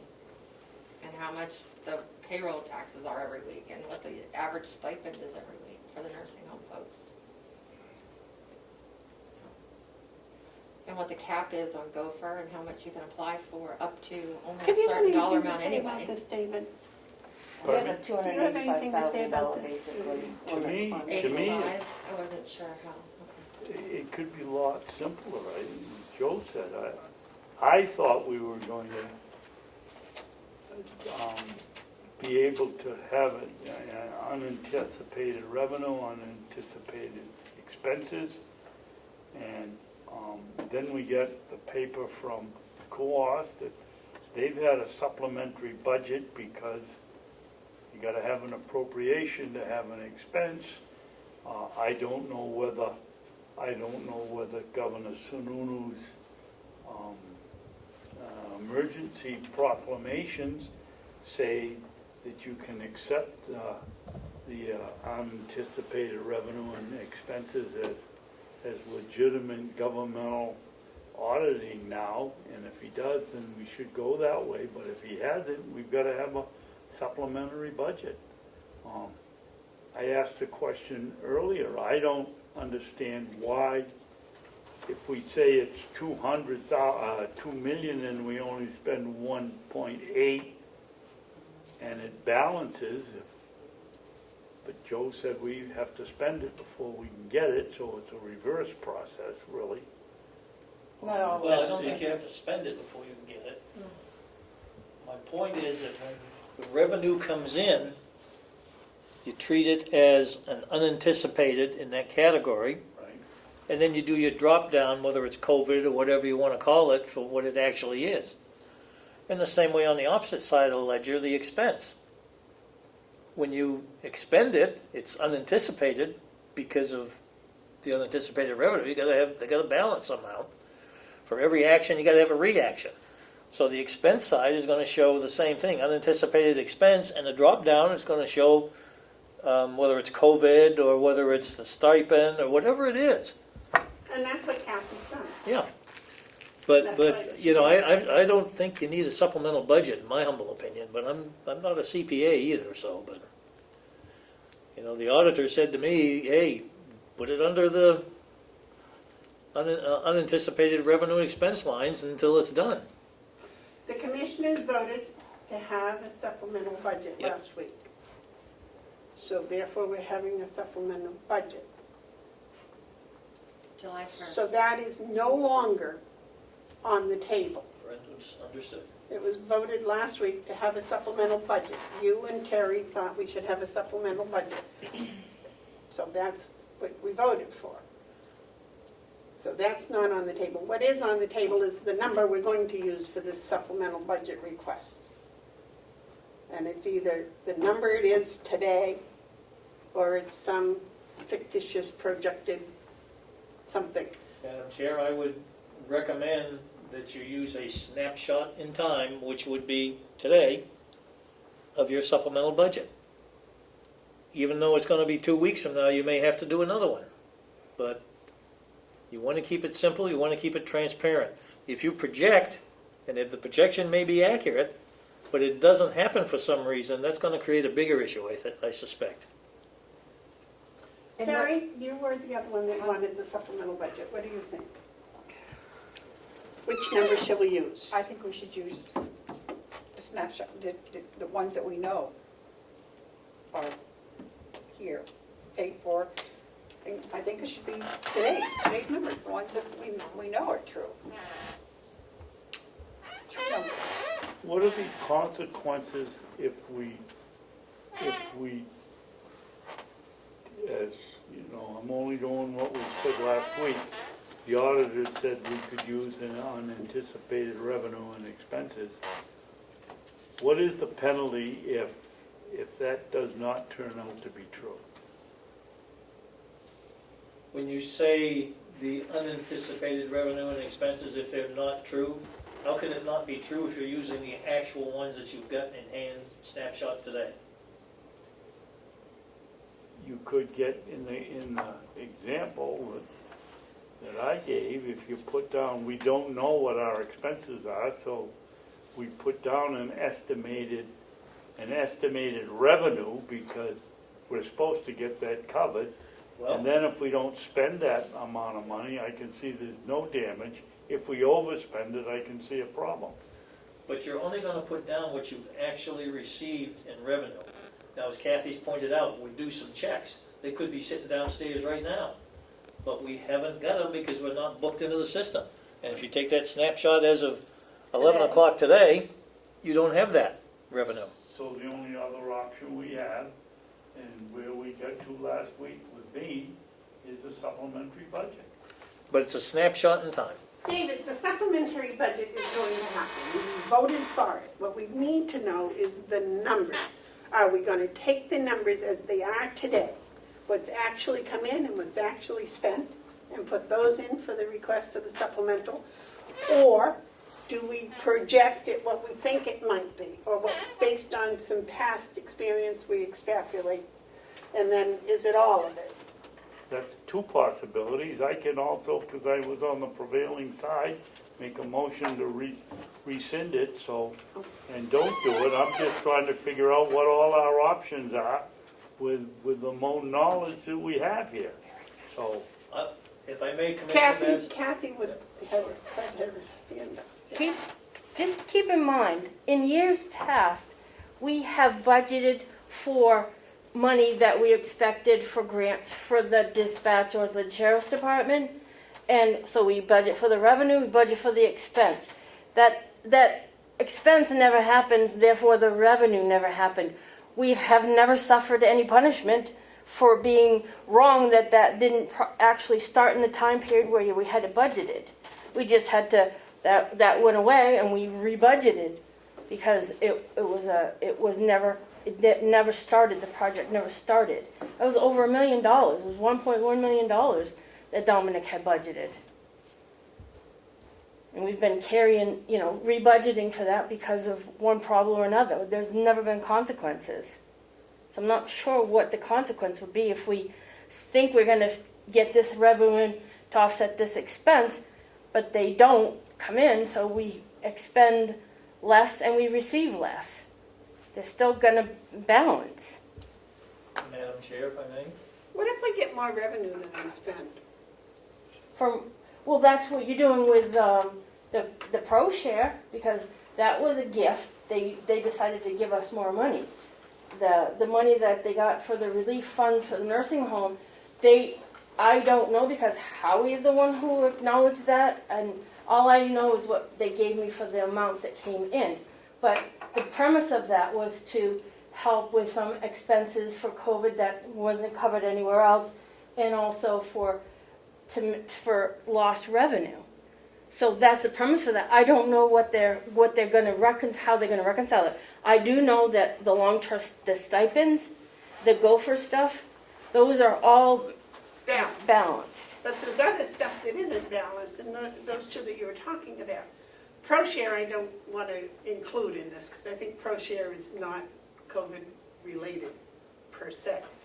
The first amount that how we got that check from heaven, that was definitely COVID related, and I would think would have to be part of a supplemental budget, because we have to accept the appropriations. But we don't have any expenses that are offsetting that at this moment in time. The ones I know that we have the expenses, even the FEMA, we don't have the money coming in because we haven't even requested it yet. But we have these all labeled as COVID expenses. They've been included on the reporting to Gopher, but the Gopher doesn't reimburse us. They segregate that out. They'll take 25% of it and give it to us, but they won't touch the 75% that they feel FEMA should cover. so I don't think that's the problem with projecting, because if you project that income from FEMA, we don't know for sure if that's what they're going to give us or not. And And that's why the projections, the snapshot today, the black and white today, like Terry said, we know exactly where we're at today. Who knows? Who knows tomorrow? Tomorrow there may be another one of those checks from heaven coming. Yeah, I You know, I who know. knows? I know, that's why I don't see the harm in going higher, as long as, at the bottom line, we have balance. We'll get into trouble if we have more money coming in than we had anticipated. If we're guessing, and I think the delegation, I don't know, I can't speak for them, but the impression I got was they're not going to be happy if we get in more money than we are trying to attempt to project for the supplemental. Well, I think, what's the harm going to be if we say, okay, as of July 27th, this is what we've gotten and this is what we've spent. We know those are right. We know Yeah. those are 100% right. Yeah. Now, if a bill comes in that we weren't anticipating from, say, some testing company or whatever, and we're still golden, we're safe. We don't have to say, oh, well, we didn't anticipate that. Whereas if we do the projection and one of these comes in, then we're stuck. I just think that being absolutely certain of the black and white numbers the day we do the hearing is safer. And maybe it's because of the mathematician in me, and I want the facts, I want everything right in front of me. But to do the projections, because they're just that, they're projections. I mean, I'd like to project that in the next 6 months, it won't cost anything over at the nursing home because nobody's going to get ill. I would love to be able to do that, but I can't do that. It's... But as I said, I'm not even in favor of the supplement. You two will have to argue it. Joe? Madam Chair, if I may, Kathy, if I can ask, is it easier to do just what we've already received and what we've already spent versus trying to project it? I mean, I don't understand why the projection when we should really use what we've actually got and what we've actually spent. Because I know we're going to have those Yeah. stipends till the end of August, for sure, Okay. 100%. And based on how we've been paying them, I'm expecting about 46,000 and change per week. So we've been paying the stipends before we receive the money? No, the Okay. people work, They've worked it, okay. Their time is allocated, so they're either gonna Right. get $150 or $300. Right. But they're fairly consistent. Okay. So, So, again, we haven't paid that to them, no, we owe it to them though, but we haven't paid it. correct. We haven't received it. So it's a wash. Yes, Kathy, do you have in your COVID files today, do you have a number for what you've spent on COVID today? well, see, now that's a good question, because I can't, you guys are kind of confusing me, because all this stuff on this report here, this is all COVID related. But you just told me unless we got the money and you don't want to hear about it. No, I want to hear the money that came in, and I want to know the money you paid out as of today. Can you give me those numbers? I have to go back downstairs. I don't have them off the top of my head. But I mean, because, those are right there in your computer on the line, right? yeah, well, they'll take a little bit of work, because I need to know exactly what you want to know. Because, Today, how much has been spent till today? okay, so these expenses that I'm expecting gopher money for, these have been paid. Yes. So all of these things, I can give you that total that they've been expended, and I'm only expecting X dollars back from gopher on that. I don't care how much you're expecting back. I want to know how much you've received, dollars and cents as of today, and how much you've spent, dollars and cents as today. Apparently that list is everything that you've spent. That is what was put into the system as COVID related. I've tracked them all down and vetted all the items. I do have a stack about this thick that I have to discuss with Howie because I think some of the stuff is not valid for, I don't know who wants to pay for candy for the nursing home employees, but if he can convince the governor that that's a valid COVID expense. What is it? Employee appreciation, they buy them flavored coffees and candy and that sort of stuff. But again, that's an expense that has not been paid yet. You may have a stack of. No, it's been paid. Oh, it has been paid, all right. These things, So- these have been paid. That's so what's going to happen is some of these things, like this gopher application, these things have been paid because we have to pay them before the governor's office is going to accept them as COVID expenses because they have to be paid All out right, so we're putting money out ahead of receiving. for certain things. Okay. Yes, So you're gonna be out of No. balance, there's no question. correct. But that's okay. Everything that you've paid to date, even though you got some that you may question, you've already paid them. And the revenue stream up to date, today, whatever you've gotten in, that's all we're looking for. Right, but the supplemental, if you put the revenue versus expenses as of one date and time, and you're not gonna be balanced, so you're No. actually gonna be putting in a supplemental budget that's going to ask for more money from the taxpayers, is what you're going to be doing. No, you're gonna have a footnote in it that you've got receivables coming. But that's the long-term care, I don't know why you can't include those amounts, because Because that. they're receivable and payable. Real simple. Everything you've spent so far versus everything you've got today. You're gonna be out of balance, and we know it. Okay, well, you guys are making the bottom line decision. I'll just go and get the information, but I just need to know specifically. So if that's what you want, I will go get it for you. I think that's what we want. Yeah, today's number. Okay. And then just be prepared to refix them on the 27th if Of course. we've got anything big or special. Can I get your signature before I go downstairs on this? Yes. That's the gopher application, right? One is the gopher and the other is the victim services. Okay. Do we have the right on the 27th, or does the delegation have the right to amend the amount and bring it up closer to what's actually spent and received? Yes. Yes, that can be altered on that day. Kathy, just my signature? Yep, on both of them. So why are we wasting a whole bunch of time arguing about what the rate will be today when we could just take a... If I may, Commissioner, they need the delegation, they need that for the posting of the meetings, I guess. Yeah, they Right. have to have the dollar amount and the intent in the posting. My question though, Joe, is why can't we, instead of wasting a whole bunch of time arguing about what the figure is going to be, take one that you estimate and put it in, because they're going to change it on the 27th anyway. But again, why would you estimate when you've got an actual? You got your actual, you can defend it, it's right here, it's right now, even though we know it's gonna change.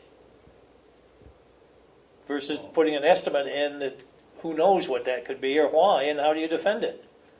Well, except that we've only spent about an hour and a half talking about it and had everybody up here, and that costs money, and I would think that if they're gonna change it, you know, take a wild stab that's in the ballpark, and then when we have the expenses on the 27th or up to the 26th or whatever line you're gonna draw, that's when you put it in.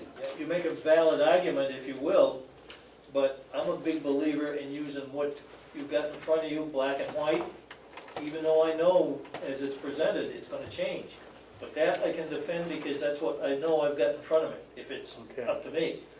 And ultimately, they need it for the posting. That doesn't mean a whole lot to me, that's not my issue, that's because of the way the postings have to work, I guess. So we give them exactly what we've got today, and we're done with it. I don't want to project it, even though I know it's going to change, even though I know there's probably checks coming in, because I don't have them in hand yet. Okay. So I'm a big believer in let's use what we got in the black and white in front of us.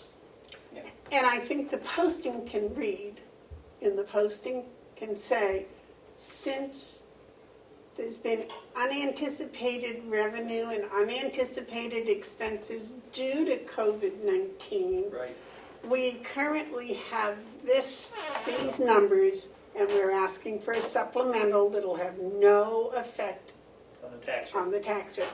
It just meets the law, whatever the law number was that you quoted, so that we can Yeah, the last thing you want to do is, have the appropriated funds. And I will certainly run your intention by the clerk of the convention who's charged with creating the ad, the posting. So how it's worded would be up to Representative Avaloni, so. But certainly let him know. So what is the number? Kathy's Kathy's getting gonna it get for it. us, I guess. Kathy's Okay, getting the okay. two. And you'll have to, and I'll speak to Lena if necessary, it has to have the current revenue and the current expenses, and they are not going to balance. So it's not going to be like a normal budget. It's not going to look like a normal budget, because we're not in a normal situation. If it doesn't balance though, then it has an impact on the, no, it's not going to have an impact on the taxpayer. Because that number's going to change, we all know that. You can't really publish a notice and say this number's going to change. if, You can only do it as of this point in time. Well, that's why I think having a supplemental is so ridiculous. Yeah. But if what the delegation votes to approve after the public hearing doesn't balance, it will have an impact unless they have a follow-up supplemental Which is going to happen. to There'll balance be a it out, follow-up if they supplemental. have time and if they agree to do it. Yeah, well, Okay, that's the delegation. I just want to make sure that we're, Yep. that I have the right track here. Okay, thank you.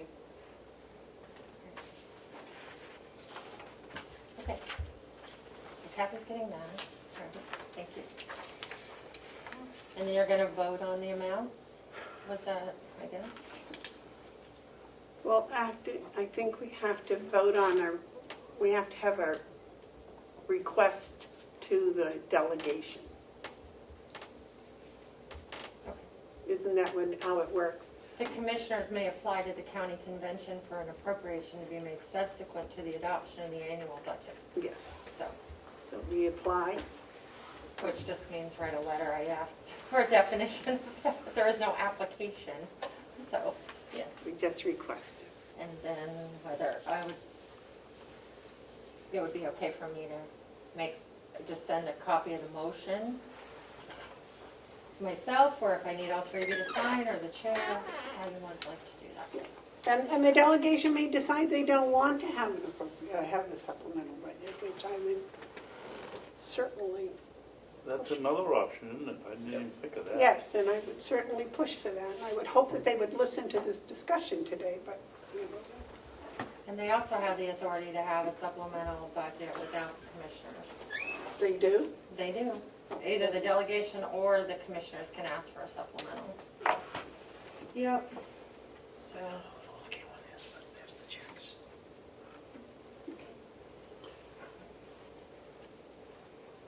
Okay. Was there anything else on the agenda? All right, is there any public input? You did that Is there already. any media questions? I've already done that, haven't I? Yes, I You have. have a non-public, I believe.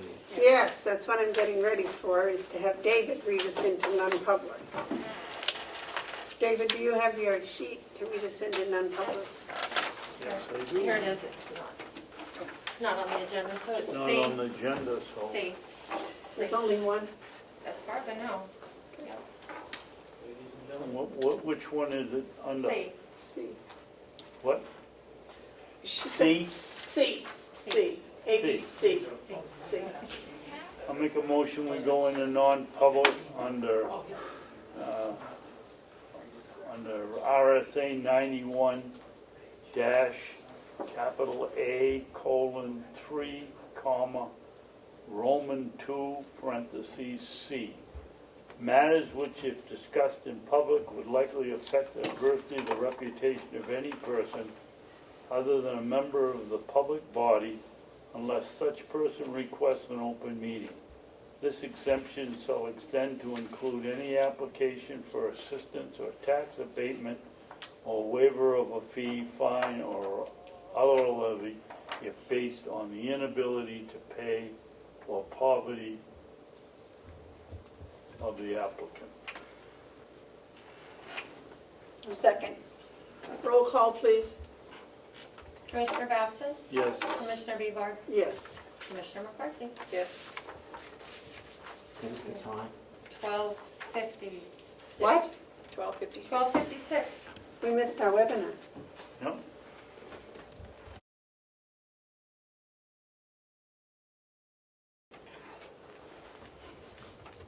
Okay. I make a motion, we come out of non-public and we seal sessions 1 and 2. I'll second. All those in favor say aye. Aye. Aye. All right, we're back in public session.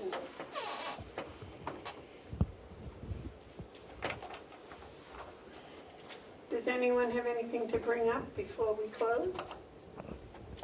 We've got to discuss what we're going to do about the chief financial officer.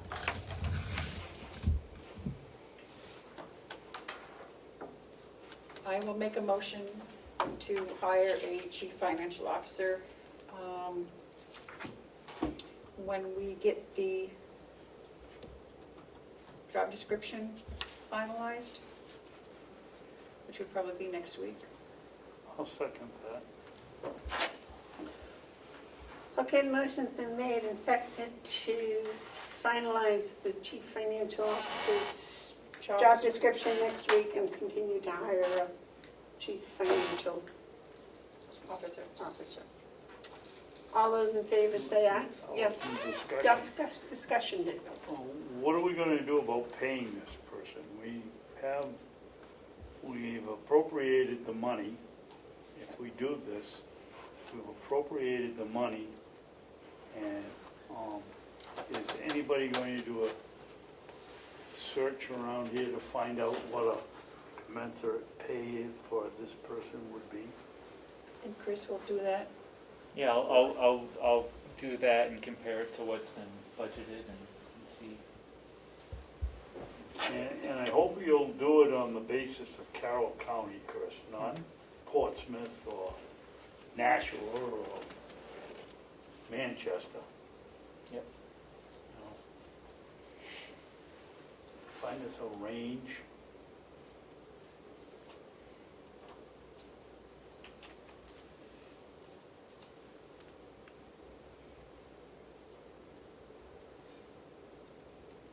Is there any more discussion? Melissa, would you repeat back the motion, please? To finalize the chief financial officer job description on July 22nd, 2020, and continue with the hiring for the position. All those in favor say aye. Aye.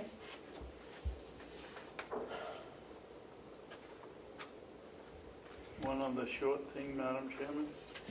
Madam- Why? Madam Chair, I didn't hear your vote. Yeah, I didn't hear. Yes. I heard your vote. I have 2 to, or 3, I don't know. I don't have a complete vote. David, did you have something to say before the vote's taken? No, I thought we all voted, and I thought that we were moving on to the next, and you were going to adjourn, and I thought you wanted to ask another question on it. No, Before we adjourn. you and Terry voted in the affirmative. And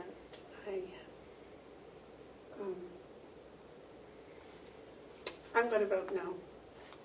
Thank you. Motion passes 2-1. Okay, David, you had something else? Well, yes, it's a short one. We got a list here of the people that have computers Mhm. and why.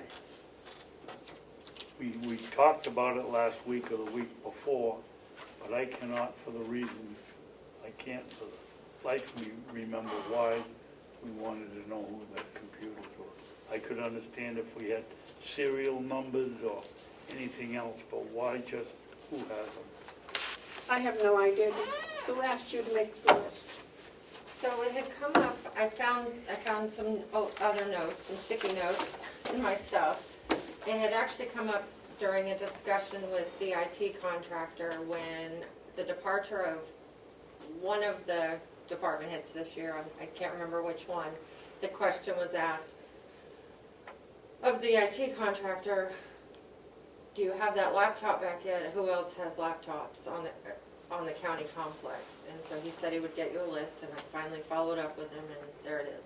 So if it has no relevance now, then that's fine, but now you know everyone that has the ability to work from home or to do whatever.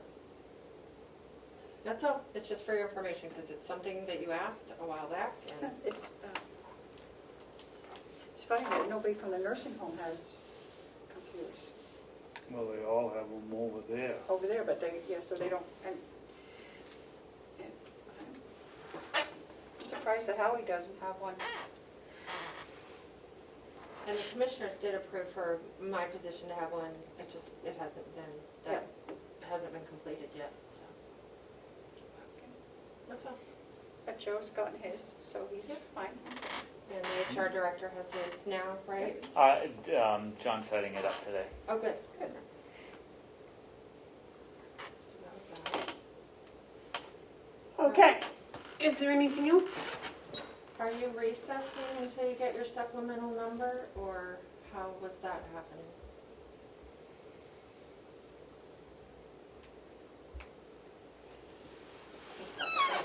We can make a motion to request a supplemental hearing, request a delegation, have a supplemental, set up a supplement, whatever the word is from the, you had the law. Apply to the county convention for a supplemental appropriation Based on Kathy's figures for as today. of 7/15? Yes. Okay. So one of you two will have to make that Apply motion. to, I'll make that motion. I'll second it. for supplemental based on COVID-related revenues and expenses as of July 15th? Yeah. Is that fair to the motioner and the seconder? Okay, thank you.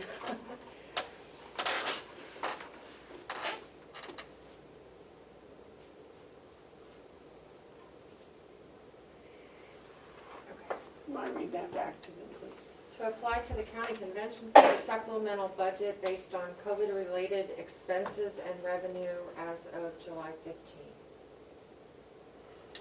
Any discussion? All those in favor say aye. Aye. Those opposed? No. Anything else for us? If not, I wait a motion to adjourn. I'll second. I'll make it. Oh, sorry, that's right. All those in favor say aye. I was so excited about adjourning. All those in favor say aye. Aye. Aye.